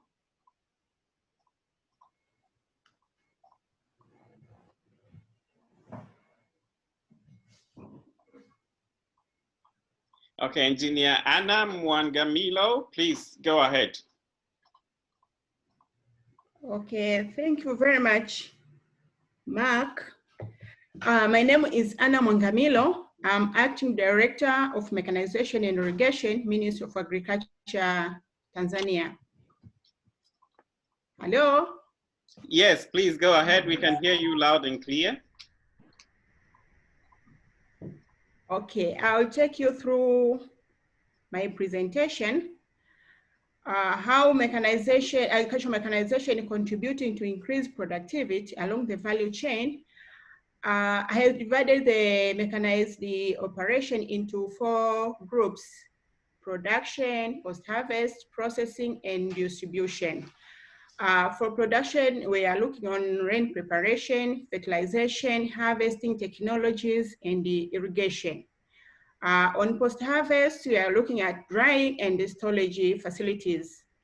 For processing, we are looking at milling, pressing, grading, and packaging. And on distribution, you look on transportation. But all these, oh, sorry. Yeah, all those 4 groups contribute to timely farm operations, reduce drudgery, especially for youth and women who are mostly working on farm activities.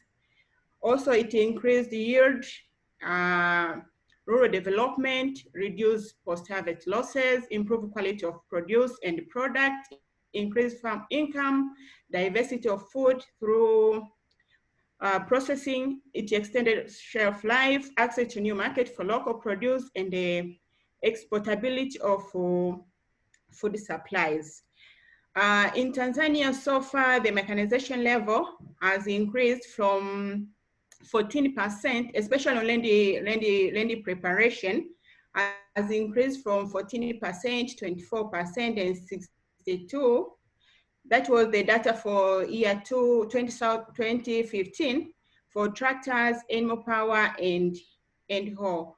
Now in 2020, the mechanization level in production for tractors is 20%, animal power is 27%, and human power is 53%. You can see there's some development in mechanization.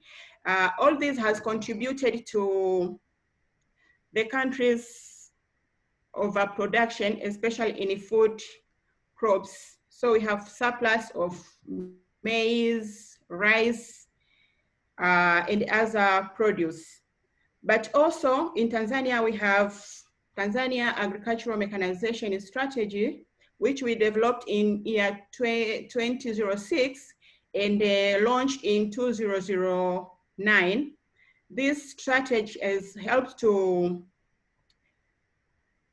increase the mechanization level, because in national agricultural policy, in agricultural development program, they are all implementing mechanization through terms. So the main regions which have high mechanization level, especially in rice production, is Kilimanjaro, Morogoro, Mbeya, and Arusha. They are using a machine in all activities from production to transportation. Now, notable action that are being taken to advance sustainable agricultural mechanization, as I said prior, we have Tanzania Agricultural Mechanization Strategy, but also we have this SDP2, that is Agricultural Sector Development Program, and the National Strategy for Youth Involvement in Agriculture. All these strategies and programs are promoting mechanization to make agriculture more suitable and sustainable. Also, we are working in collaboration with private sector, local government, NGOs, AMCOS. AMCOS is agricultural market and the cooperative organization societies. So by putting those institutions together and people, farmers can manage to acquire agricultural machinery. Also, the ministry through the Division of Mechanization is harmonizing CA, conservation agriculture practices in the country in dry areas to preserve soil fertility and increase production of maize and other crops. Next slide, please. Next slide, please. Anna, if you can round up, please.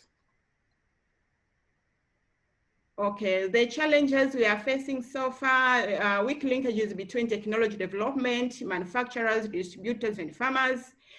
Number of skilled operators and mechanics for agricultural machinery is not sufficient, inadequate after-sales services, and a general poor technical know-how. We don't have enough service centers or mechanization center which are full machinery with full machinery packages.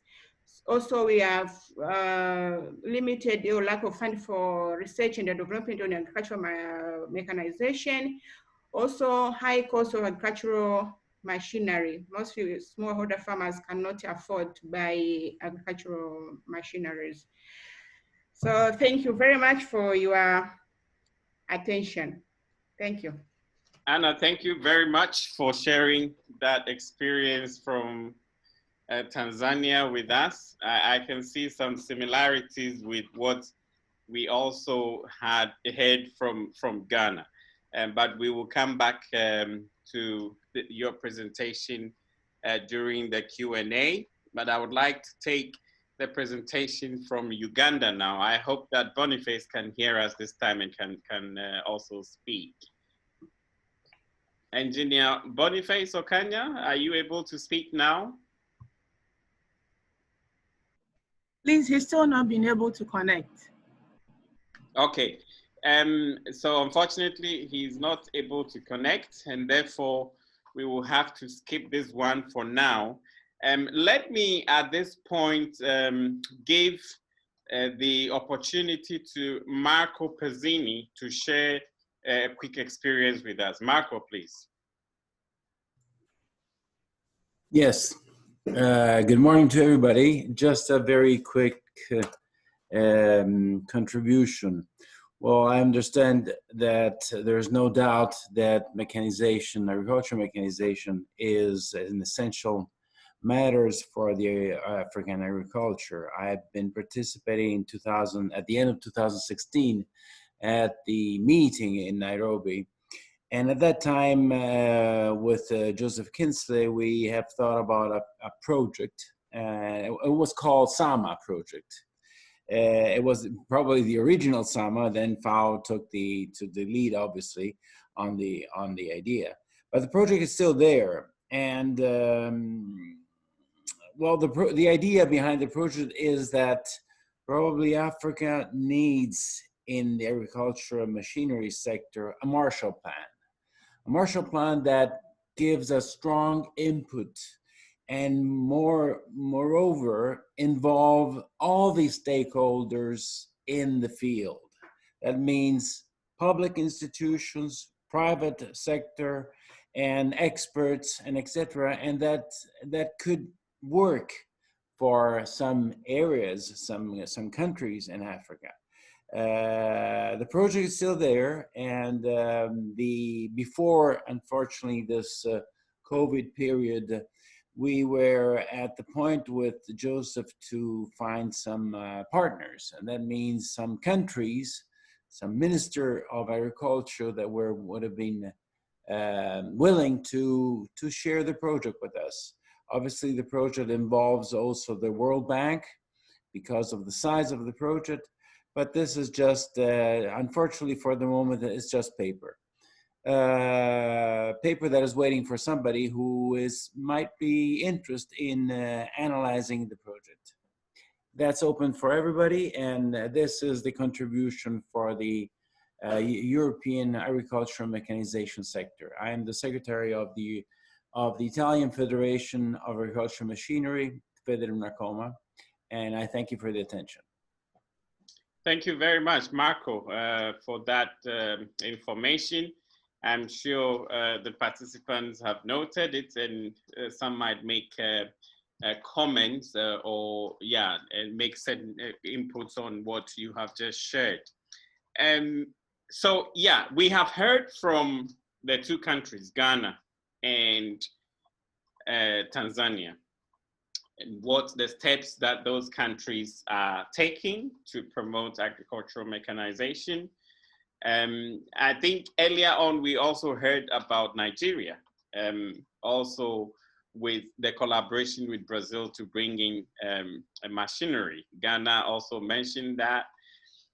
I have seen a comment in the chat which makes the point that mass procurement is not necessarily helpful, and it is important to have some kind of adaptive research on such machinery which have not been tested in country before then you have mass importation into the country. That helps to ensure that the machines are fit for purpose and they are sustainable, so that you don't have what Prof. Mrema describes as the mechanization graveyards that we had some time ago in Africa.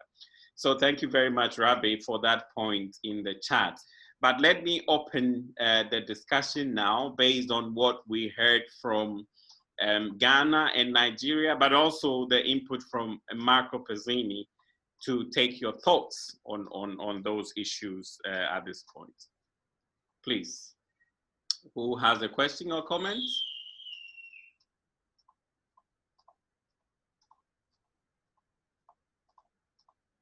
I don't see any hand at this point. Yes, I see Techno Camon. I'm not sure whether that describes your equipment or that is your name, but please go ahead.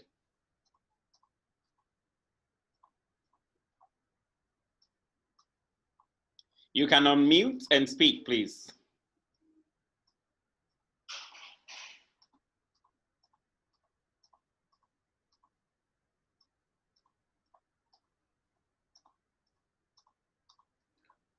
Priscilla, can you please unmute Techno Come On, please?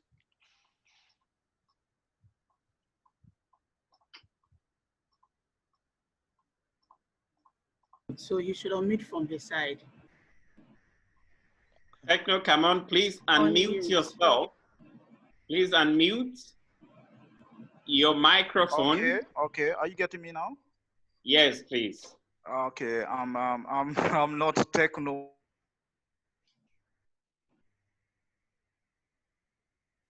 Are you getting me? Yes, please go ahead. Okay, okay. I'm engineer Kamara Nabiu. Sorry for being late because they changed the password. I'm from Sierra Leone. But why I'm not techno, I'm using another appliance. I'm in another Zoom meeting with the JICA people, Japanese. So that's why I decided to use my phone. I'm from Sierra Leone, as you heard me saying, and then we are on another Zoom meeting. And for the procurement of tractors, as one of my colleagues said, and then I think it's from I don't know if I can remember if it's from Ghana or that. Talking about spare parts and then training of operators. I don't know what the procurement package, because we have a procurement package when you are buying a tractor from a supplier. We expect there should be that package, that understanding that you people who are supplying these tractors should provide a spare part. You are responsible to train and the operators and mechanics. So I don't know if they are doing that and in their country, but it should be like that. And then we as engineers, we should try to practice and put it on paper. It's a policy. When these guys are selling these tractors to us, let us don't allow them just to sell the tractors. They should bring these tractors with the correct and spare parts, and also they should be responsible to train and the operators and the mechanics.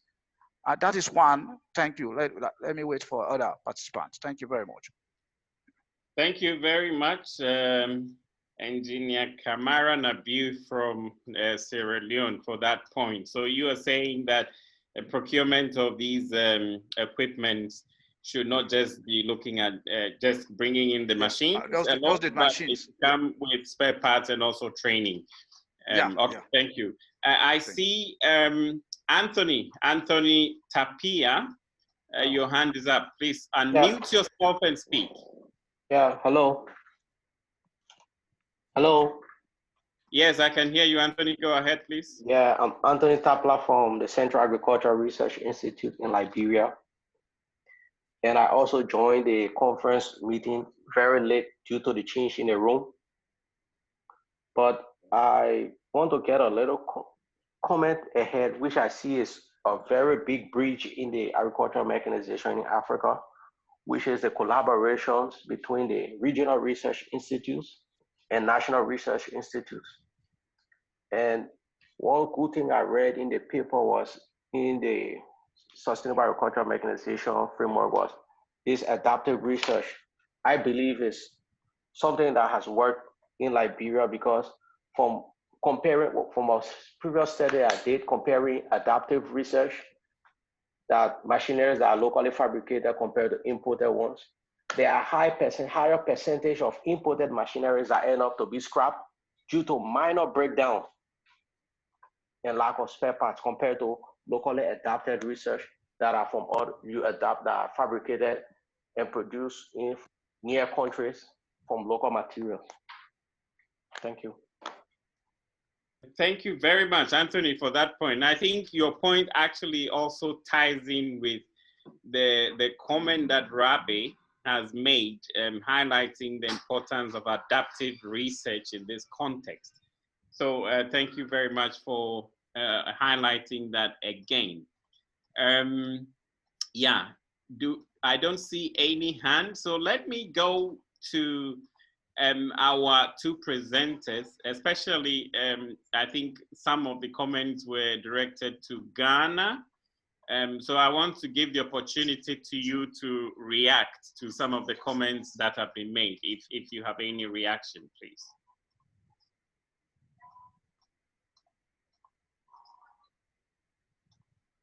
Hello, Mr. DeYoung.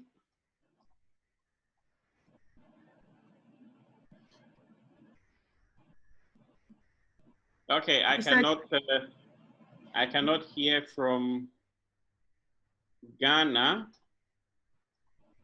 So now I see a hand up. I see a hand up. There is no name, but it says HP. HP, please unmute and tell us your name and country and proceed with your comments.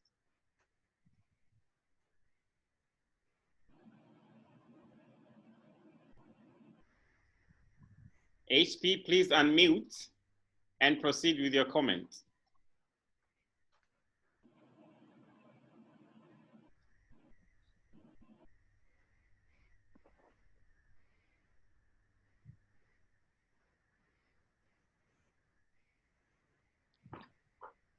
He's unmuted. HP, please go ahead and make your point.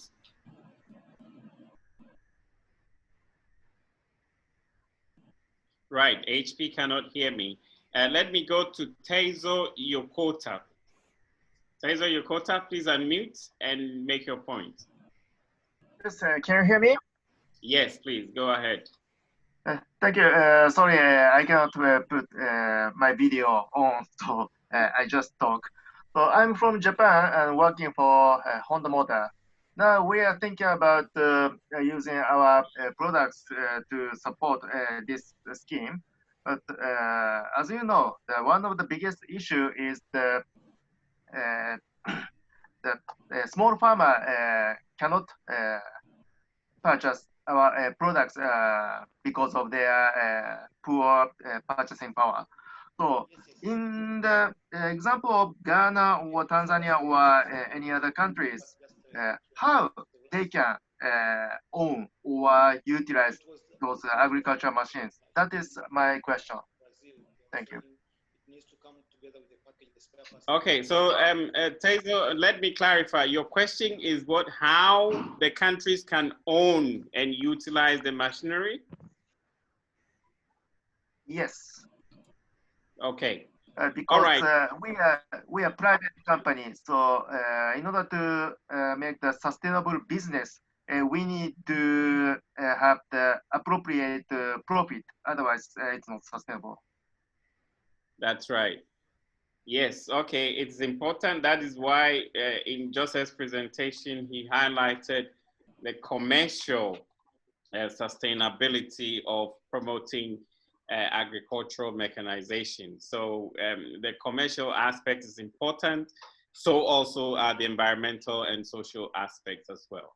Right, okay, thank you for that. I see Ayo Majikudunmi from Trotro Tractor. Please, Ayo, go unmute and speak. Thank you very much, Mark. I would like to respond to the last question by our Japanese colleague from the private sector. Trot Tractor is a hire service where we provide affordable tractor hire services to individual farmers as well as farmer groups and collectives. A lot has been said about that in the previous submissions today. And using hire services is one of the easiest ways for smallholder farmers to access efficient and affordable mechanization services. So hire services, which are also operating in the private sector, as by 140, are open to partnership with mechanization companies like yourselves, because they are able to raise investment funds to actually get the new tractors on the ground. And then once the tractors are on the ground, we are able to offer affordable services to farmers. So I hope that helps. Thank you. Thank you very much, Ayo, for that point there. It is really helpful because this is a direct response to Tezo's question. So you are saying that you have a model in place in Nigeria, but I also know that we have that also in Ghana as well, where the private sector offers these higher services for mechanization, and therefore farmers and others can access these services without necessarily owning the machines themselves. And so this is a nice model that is operating in some of the countries, and perhaps it is a model that could be scaled up and promoted in other countries as well.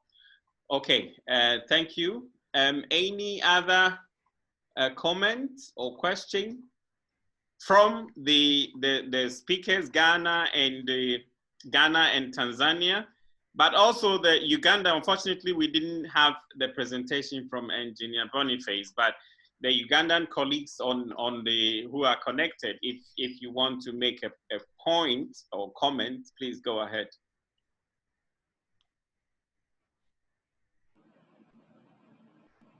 Hello? Yes, please. Yeah, it's Engineer Abdullahi Abubakar again from Nigeria. Please go ahead. Thank you very much. I want to particularly comment on the Tanzanian experience. Actually, I am really delighted to have had this experience. I believe if not because of the COVID-19, I would have proposed to travel to Tanzania to see it for myself. But having said this, I think it is really a good idea that we continue on this position of sharing ideas and networking. It is not a difficult thing to know what is happening in the other country, but that contact, that networking, will give you the real behind the scene strategy that has been why it was being adopted. And because of the peculiarity of countries, you can easily tweak it to find a way of doing your own in your own way. So that even if somebody sees that, if you are adopting the Tanzanian experience, for example, why so is not like this? Then you can now mention the peculiarity that might have arisen for you to do it that way. So I really want to emphasize on the issue of networking and giving credence to the earlier speakers. I want to also propose a kind of invitation that should happen. The reason why I clearly said Nigeria was not part of this thing is that I mean the institution. Those that were invited happen to be political heads. And you know, for a political head to be in a place, he has a time frame. As I'm talking to you now, those that have attended, particularly the one in the political arena, is no longer with the ministry. So you find out that, and he may not be at any obligation to share that idea with any of us because he felt he is the political head or he reports to the political head. And that is exactly what happened. I am aware of Engineer Ahmed Adekunle that attended some some outings in Ethiopia and other places. But the reason is that it will be difficult for me to insist that he give us a report that we can keep for our engineers to even go through and know what actually transpired. If he had given us a report, or even to his principal, which will eventually come down to us, we would have been talking on the same page now. But again, I want to emphasize that on the institutional capacity, the reason why I got to know about this, it was my interaction during the World Food Day on the 16th of October with the FAO representative at the National Television Authority in Abuja, that we exchange cards, and he now told me that he's happy to meet me. There is a webinar likely to come up so date, and he will make sure he give me the invitation. And that was how we have been relating with Kofi and the other people, and I got to know about this. And as I said, all my engineers in the engineering and mechanization division are all here with me, which they have already understand what is happening. I have already downloaded these 2 documents, which we are going to look at it in depth and then see where we can key in. And then I will have written in the chat, soliciting that these papers that were presented, even from the other countries, if we can have them in our mail, it is something we can look at to see the position we are on and where do we move forward. How do we key into some of this program that may likely be unbundled, so that at least Africa as a continent will go to the next level. Thank you very much. Thank you very much, Engineer Abdullah Abubakar, again for those inputs. So you highlight 2 key things. One is the issue of networking and exchange of experience with different countries and different entities, what they are doing. You have specifically mentioned the experience from Nigeria that you find very interesting. And then the second point you make is about building institutional capacity, which then ensures that these experience stays within the institutions and inform the processes which are put in place to promote mechanization. Thank you very much for those 2 points. I also see a point from Martin Sinkayika from Zambia, who makes highlights the issue of dealers only interested in selling the equipment and not adequately addressing the question of training, which was highlighted earlier. I think our colleague from Sierra Leone highlighted the point about emphasizing training and also the production or supply of spare parts together with the procurement of these equipments, and not just going ahead to do mass procurement without addressing these other important issues as well. And again, I want to highlight the point that has been made by Rabe about adaptive research. I think that point was also made by Anthony from Liberia, which then ensures that the objectives that we have set. And here we are talking about sustainable agricultural mechanization, that we are sustainable in this process. So we need to consider all these different aspects which are coming up. Right, I think we will have to move, given the time constraints, we will have to move to the next session, which is on Africa Mechanized Knowledge Platform. We have heard about the need for networking and partnership. And as I indicated earlier, one of the organizers of this event is the Africa Conservation Tillage Network. And we have Saidi Nkomwa, who is the Executive Director of the Africa Conservation Tillage Network, to talk to us about the Africa Mechanized Knowledge Platform. So Saidi, please, you have the floor. Good morning, good afternoon, good evening. Thank you very much to the moderators, Mark and Norma. I'll be sharing thoughts on the Africa Mechanized Platform, the proposed Sustainable Agricultural Mechanization, Knowledge Management, Information Sharing, and Networking Platform. So Next screen.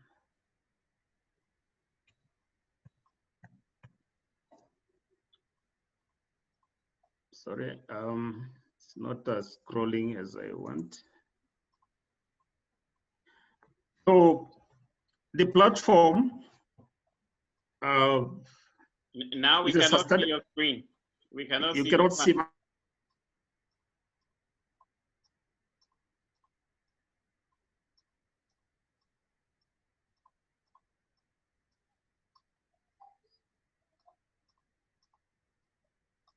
Hello.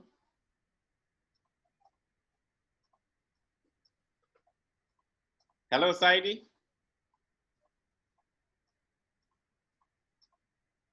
Can anyone hear me? Yes, we can hear you. Yes, Mark. Yes, we can hear you. Yeah. Okay, for a moment I thought it was me who was frozen, but I see Saidi is frozen. So, okay, I don't know what problem is. Maybe he has some challenge with his connection. So, yeah, I think we will try to get him back on. We will try to get him back on. So as we do that, and giving the time due to the late start, I think I would like to bring in Joseph Kingsley. We'll have to bring you in now to give us a presentation on joining hands to achieve a mechanized agriculture in Africa. And when we are able to reconnect with Saidi, then he can pick it up from there. Joseph, please. Yeah, thank you very much, everybody. And great to see that we are a big group and many familiar names and some familiar faces. And thank you, Mark and Noma, for very good facilitation. My role was to help at this point to look a little bit forward and how we can bring this all into action. And I'm referring back to the Africa Mechanized network or platform that will be presented by ACT after this one. It's a very important building block of all this. Maybe as you noted, it's important now that we have FSAMA to kind of make it digestible and make it implementable and make it actionable. And we believe it's definitely at country level, at all the countries of the continent, where in one or other way this can be done. And we think it's key that each of the countries, those here present, but actually all of them should look at their own policies and to see where is mechanization, where is the aspect of mechanization placed, and if it is not there, it's maybe the right time to develop a strategy for sustainable agricultural mechanization with SAMA as the backbone, as the main framework for it. And if there is one, maybe it's time to update it. So that's would be our first idea. And then, of course, looking at the training needs, and we heard from Joseph and many others, it's the issue of increased access and boosting farm power. And I think the mechanization hire services are a key tool for that. Then we know that we also need financial resources to mechanization programs. I come to that back to that a little bit later. For all of us to get this one in operation. Yeah, there might be specific activities, and in the end, I come back to what was already said in the chat. We need to also set up a good monitoring system. And again, we hope that the Africa Mechanized platform can be the right instrument for that. So to break it down over this past month, and in addition to what we did in Nairobi together with Sima and Unakoma, we also, and actually on initiative and on request of our managers in the FAO, we worked further on a PSAMA, a program for sustainable agriculture mechanization, as part of this story. It should contribute to reducing hunger and enhance income. Basically, the main point is to tackle SDG 1 and 2, also with a PSAMA program. And the main goal would be to improve access and uptake of sustainable mechanization technologies, innovations along the value chain, but specifically looking at small and medium farmers. Then we have a number of specific objectives. The first one is basically on evidence-based mechanization policies and strategies for investment programs that create that environment. Capacity building, I mentioned it. Promote innovations. And here specifically the leveraging what's ongoing already. I mean, digitalization is a real buzzer at the moment. There is no PowerPoint anymore without a drone, but drones alone don't do it. We need applied technology, machinery that is on the ground and that's helping doing the work with ICT support in calling them and maybe in monitoring their performance and for spare part and for servicing calls. Then the business models. We have also been working in this past year since the 2 regional workshops in Kampala in December and in November in Cote d'Ivoire on business models for increased investments in sustainable mechanization and for job creation. That's one of our biggest challenges, job creation in the rural areas for specifically for the next generation of farmers and service providers. Then we already spoke about entities, regional entities that are important. And again, the Africa Mechanized might help to connect each other here. Finally, and this was also mentioned already, the issue of standards and operator safety guidelines, basically getting a bit more structure in the machinery use, but also the quality standards, which is often an issue. So our partners, they are all here, the AUC, the ACT network, the research partners, the partners from the private sector, and I'm very, very happy that Marco has spoken already in this call. And but additionally, and this is more or less the new FAO, we have 2 big initiatives that have started. One is the hand-in-hand initiative. That's basically also a data platform connecting all different data sources into one screen, that you can be in one country and you have the data that you need available. And here we want machinery data and mechanization needs be included. And the other one is the global program on dryland agriculture that was just endorsed at the COAG in October. And here, at least the countries in Africa that are in the dryland areas can also benefit a lot. And because these are 2 tools that enable us maybe to access additional sources of finance. Our main beneficiaries are the smallholders, but also the private sector. And here at all levels, from the small SMEs up to the large-scale machinery suppliers, and of course the government departments and the mechanization directorates. Quickly on the process, I mean, a little bit like the strategy, we need a baseline first, but then we want to go towards needs for mechanization-related businesses. That is in market-oriented farming, in the higher service business, using also a ICT in the value chain, but also in the dealership, which we consider a very important part of the puzzle. The dealer networks have to be strengthened and they need to be entrusted, and they also have a role and a responsibility, not just selling, but also capacitating the users of what they sell. That's a very important link point there. Okay. This is now specifically also for my colleague from the AFDB.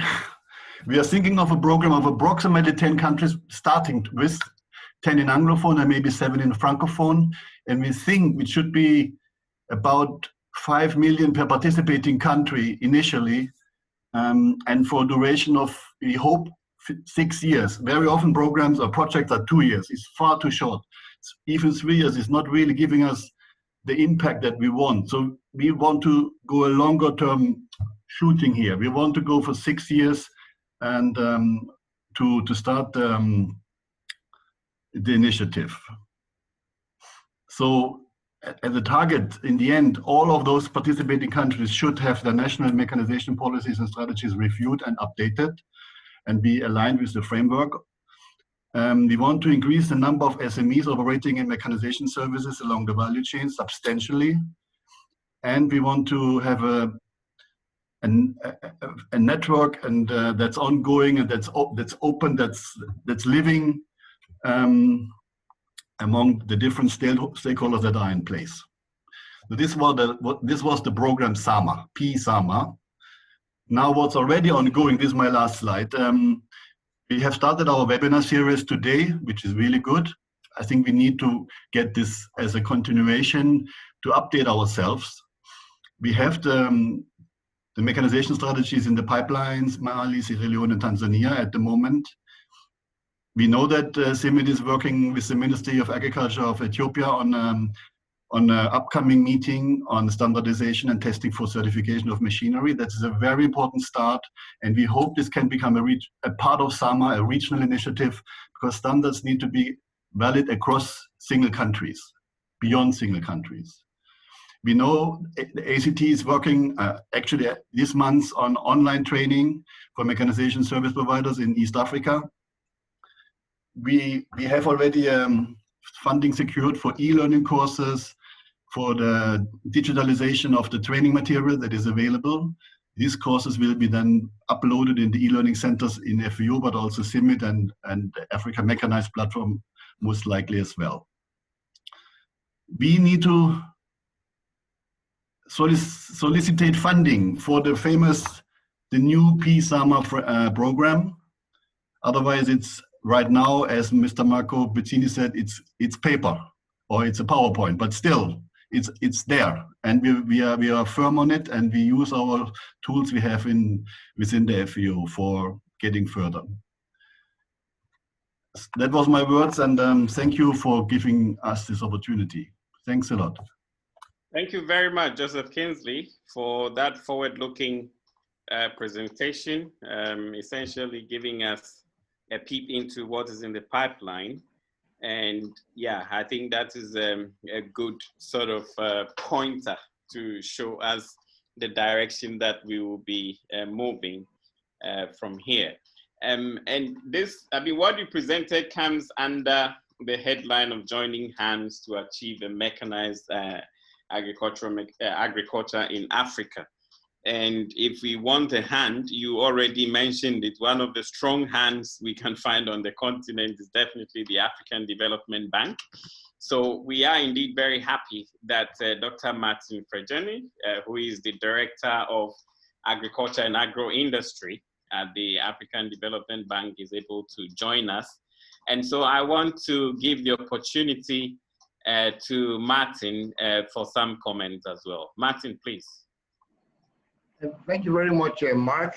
And it's a pleasure to join all of you to discuss this very important topic of mechanization.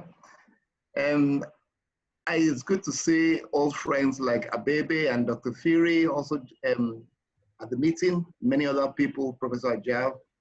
For us at the African Development Bank,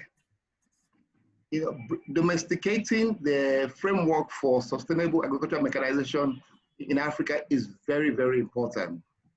It's important that each country has a clear policy, including incentives, to ensure that people who produce crops or who process crops, don't have to have their businesses destroyed because of the high cost of mechanization. It's also very important standardization. Like we have heard, the lack of quality control has meant that all sorts of inappropriate machinery are dumped in Africa.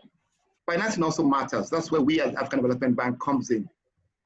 The African Development Bank launched in 2016 its Feed Africa initiative, which was primarily to increase productivity, increase value addition, increase financing to the sector.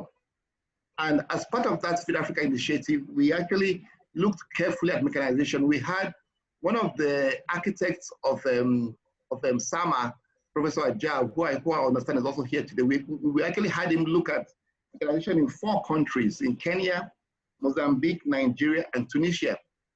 Most of the challenges that were mentioned today Professor Ajab also showed those were the major bottlenecks. But he also showed that between 15 and 30% of all production from the continent was actually tractorized. And there was also a great need for post-harvest equipment, drying, threshing and things like that. So based upon those studies, the African Development Bank decided to actually take a few countries. The first one we took was Ghana. And we decided to take maybe one or two value chains. And we took the maize, soybean, and poultry value chain. That's maize and soybean to poultry value chain. And we looked very carefully at mechanization in that value chain. We actually had a consultant run some analysis for us, and we found out that at the current market price of both land preparation and processing, mechanization was just not going to be affordable for most producers, both small and medium size. That was very troubling. We realized that there's a market failure right there.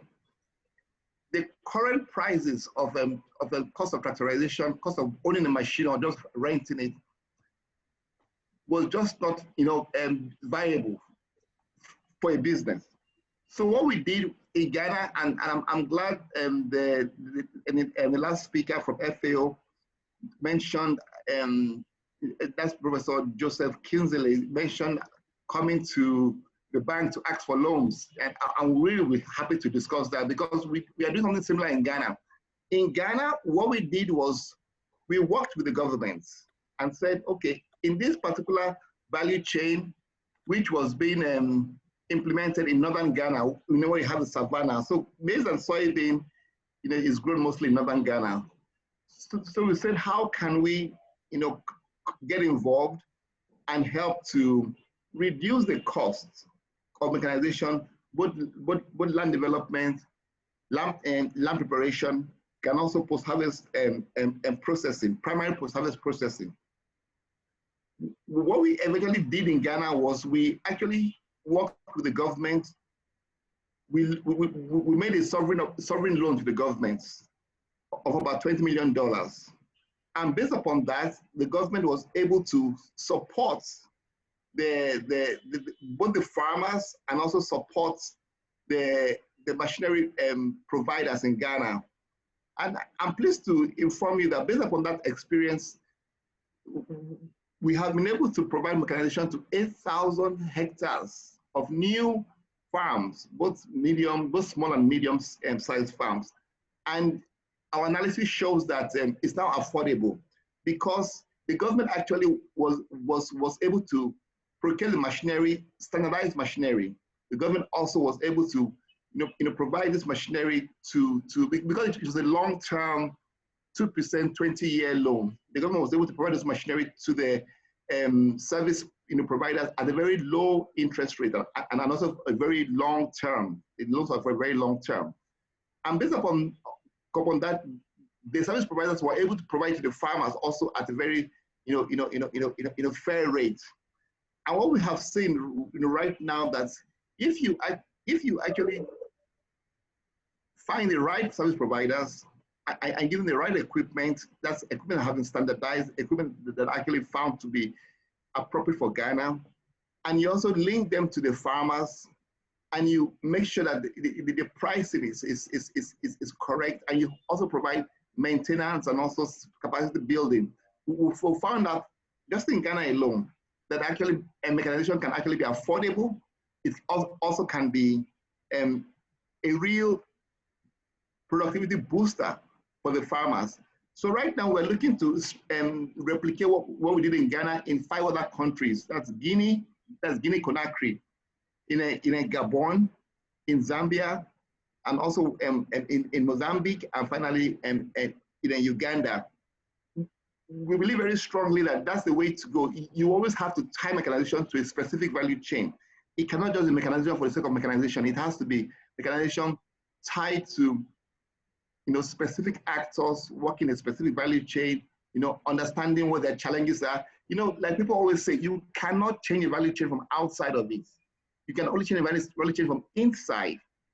It's when you speak with the actors, with the farmers, with the processor, with the aggregators, that you begin to understand their needs. I begin to understand, their financial models. I begin to understand, the bottlenecks they face with mechanization. Then you can begin to design such public-private, programs that actually provides very low cost. It's so important. It has to be low cost mechanization that can help those actors, adopt these modern practices of mechanization and make money. In the end, agriculture is a business. If we don't make money, they would not be there. The sustainability in SAMA is so important. The actors involved in the value chains have to remain actors for the near future, for many years to come. And the only way they will remain actors is if the mechanization services are affordable, if the mechanization services actually are appropriate, and also if in the end, both the farmers and the providers are making money. We would like to discuss this more with other countries who are interested in what happened in Ghana. And I want to thank you again for the invitation. Thank you very much. Thank you very much, Martin, for that. Clearly, it is very clear that the African Development Bank will be a key partner. I'm sure Joseph Kingsley will be happy to hear what you have just said. And also what you have mentioned, that what you have started in Ghana, you intend to build upon that in 5 other countries: Guinea, Gabon, Zambia, Mozambique, and Uganda. That is good news for us. And I think that will strengthen the partnership to ensure that we promote mechanization. And the point that you emphasize about linking this effort with specific value chains is a good one that we definitely need to take on board. We have run out of time, unfortunately, so we cannot take any more presentations, unfortunately. Saidi, unfortunately, we are not able to take your presentation, but we know about the Africa Mechanized Knowledge Platform, and the discussions we have had clearly show the need for us to have such arrangements which promote networking, sharing of experiences.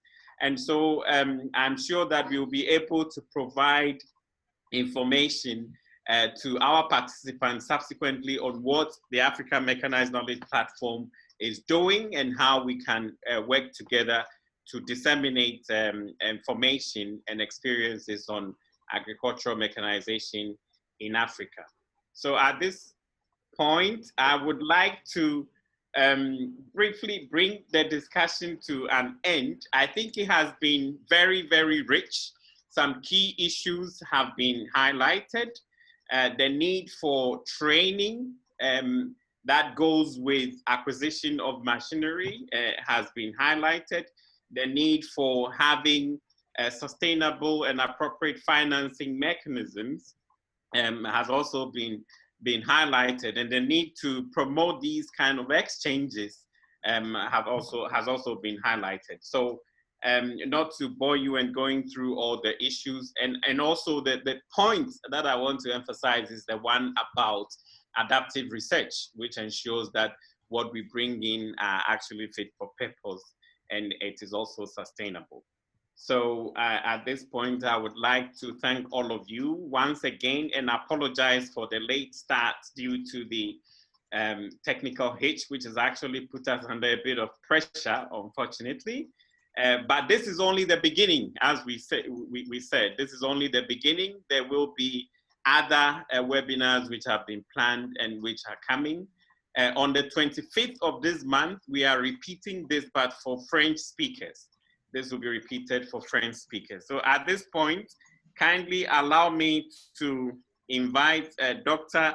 David Perry, who has kindly stayed. He has another meeting and actually running late for that meeting. But Dr. Perry is the FAO Sub-Regional Coordinator for Eastern Africa and the representative to the African Union and the United Nations Economic Commission for Africa. Dr. Perry, please, you have the floor to close us. Oh, thank you very much, Mark and Norma, the co-host for this meeting. I would like, of course, to welcome belatedly my brother Martin Fregeni, I think, who has just made a very good presentation. Directors, heads of agricultural mechanization and irrigation services, Engineer Said Mkoma, Executive Secretary of African Conservation Tillage Network, and his team here present. Of course, the African Union Commission representatives. I know that Prof. Jerome is still with us. FAO colleagues from headquarters, from RAF, and of course, my brother, colleague, and ever a friend, Professor Murema. It is always good to see you again. Ladies and gentlemen, firstly, I wish to appreciate the African Union Commission for collaborating with FAO and the SCT on this initiative. Let me acknowledge the presence of the Commissioner for the Department of Rural Economy and Agriculture, Ambassador Sako, for continuing the call on sending the handhold to the museum in support of sustainable agricultural mechanization. It appears that this morning the Commissioner has 3 meetings running almost a tandem. So at some point I had to leave for 15 minutes to be at that meeting. I wish to thank you all for participating in this lively and insightful virtual meeting, especially the directors that have generously shared their country experiences. It is exciting to see the commendable work that you're doing in your respective countries. As many of our speakers today have attested, I cannot overemphasize the importance of sustainable agricultural mechanization in Africa, as opposed to ad hoc approaches practiced in the past. With 5 years left to attain the Zero Hunger Vision by 2025 of the African Union and 10 years to the Sustainable Development Goals, especially Goal 2, there is need to accelerate our mechanization efforts. COVID-19, of course, has been a further wake-up call on the need to mechanize.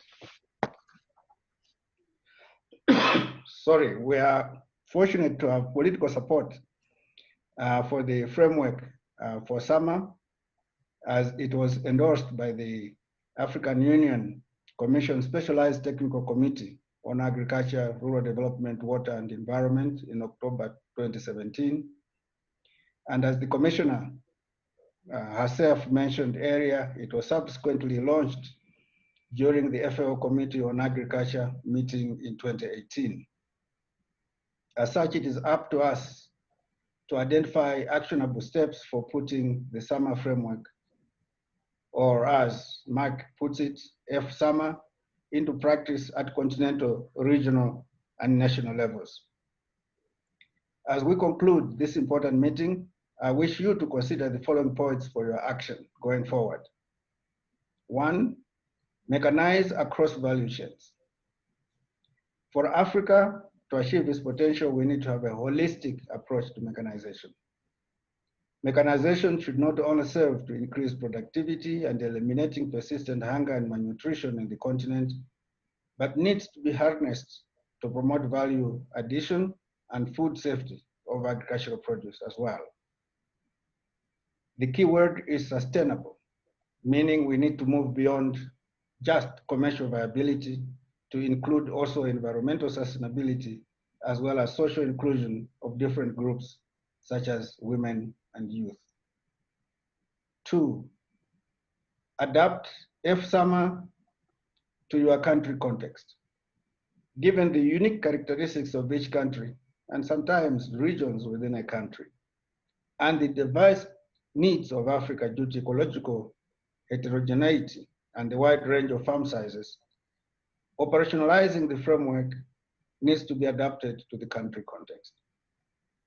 Additionally, countries should not attempt to mechanize all commodities at the same time. They need to focus on a few priority commodities that can be easily mechanized. By the way, when I'm talking of commodities, I'm not just talking of crops. I'm also talking of animals, because there are a number of countries that depend mostly on livestock. And milking and so on also requires mechanization. 3, join Africa mechanize. Due to time constraints, we could only share information for a few countries. In fact, we missed out almost entirely on the third country that was supposed to also share. To keep the momentum of our discussion and to facilitate further information exchange amongst yourselves, I wish to encourage you to be part of Africa Mechanized. It's a virtual platform where you can interact with each other and share information with network members. This is important, as some aspects of mechanization, we need a regional or multi-country approach. You can also contribute to the periodic magazine. So ladies and gentlemen, as has been mentioned several times, this virtual webinar targeting the directors and heads of agricultural mechanization services is only the first in a series that is organized to provide an opportunity to create a participatory environment for the establishment of a regional implementation mechanism of FSAMA. The second webinar will be structured like this one, but we target farm organizations and the private sector, including non-governmental organizations active in agricultural mechanization issues. The third webinar will bring together a variety of stakeholders to further discuss the topic of sustainable mechanization. Always at the heart of these webinars is the primary responsibility of the government. So ladies and gentlemen, I thank you once again for your participation in this forum. You can count on FAO's technical support, and we have a number of colleagues here from headquarters, from the RAF region, as well as from sub-regional offices. We can count on FAO's technical support in putting into practice sustainable agricultural mechanization, but it is important that the countries provide the enabling environment for this to happen. Thank you very much for listening. And with these remarks, I would like to close this important webinar. Back to you, Mark. Thank you very much, Dr. Perry, for closing us. So ladies and gentlemen, the meeting has ended. On now, or you can see the webinar series which have been planned. And as Dr. Perry mentioned also in his closing remarks, this is the plan for the rollout of the series of webinars following this particular one. I wish you the best of the rest of the day. Thank you very much. Thank you. Bye-bye. Thank you, Mark. Thank you, everyone. Thank you. Thank you. Goodbye. Bye-bye.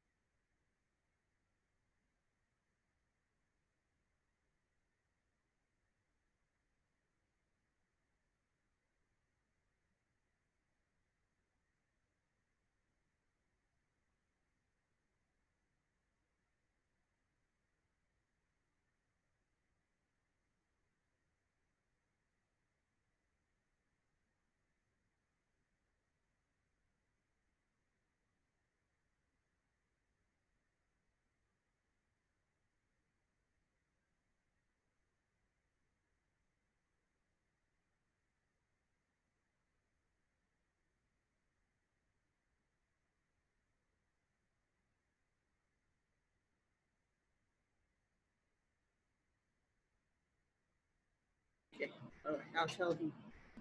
Okay. Hello, Mark. Hello, Mark.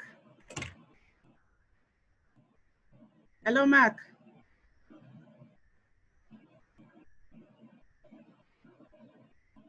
Mark, can you hear me, please? Bro. Hello, hello. Yes, Mark. Please don't leave the meeting. Joseph would like to have a word with you before. Okay, he's back on. All right, okay, that's Okay. fine. All right. Okay, so this is Priscilla. I can see you now. Hello. Hello. Hey, Mark. Yes, Joseph. I tell you, Mark. First of all, thank you so much. I mean, I tell you, this was terrible. I've never been in this situation like this today. Yeah. Things happen, you know. Things happen. I mean, yeah. Of all the days and when you have planned everything, the thoroughness and everything, and then the link decides to misbehave, you know. So. Yeah. And you know how many times I've been with Philip, just to make him to ask him to make sure and convince me that the link is working, and he has showed me everything, all tests. It was working all right. And then even yesterday evening, I was with him for about an hour. Like it was 11 at his time. We were trying this, making sure everything is fine. But now in the morning, I enter. It's only me, Linda, and Priscilla. Then I knew something is very wrong. And then my phone started ringing continuously, non-stop. From all kinds of people. Yeah, but otherwise, thank you so much, Mark. You have handled it so well. So I mean, well. it went on as if there was nothing major, that happened. And we were lucky. We got the ADG, we got the commissioner. Yes, Martin so also managed I was actually going to say that sometimes, there's a silver lining in some of these mishaps. And because if we had started probably on time, we would probably not have had the commissioner. So exactly, that yeah, also helped us to have her input, which was all very good. Yeah, sure, yeah. And I think you were right for we had reached the point where it was not okay to continue with the presentations. So it was quite unfortunate with Saidi. Also, the Ugandans were requesting another opportunity, but I got information that David had to leave. And so then we had to close it. Yeah, sure. No, but no problem, because we have these other webinars coming, up. So we'll make sure, for example, Said will make sure that he presents it, and immediately we're also going to share with all participants. So I think that's fine. Yeah. Okay. All right. And then Mark, welcome to FAO. I was always dealing with you with the African Union. Actually, Mark, you're most welcome. Me too. I didn't know. One day I saw you in the webinars. Then I knew you've joined so us. So you left Komla. I left Komla there. He's still holding the fort. That's right. Wow, it's good to see you. Welcome. Thank you very much. Thank you so much for holding the fort. You saved us. Yeah, sure. You were in hot water. Yeah, you made everything go very smooth, and Okay, thank you so much. So we'll talk later. I'm trying to organize a meeting with the rest of the group just to update and share, what happened with all of the rest of us. Yeah. All right. Okay. All right. Thank you so much. Thank you. Thank you. You too. Bye. Bye.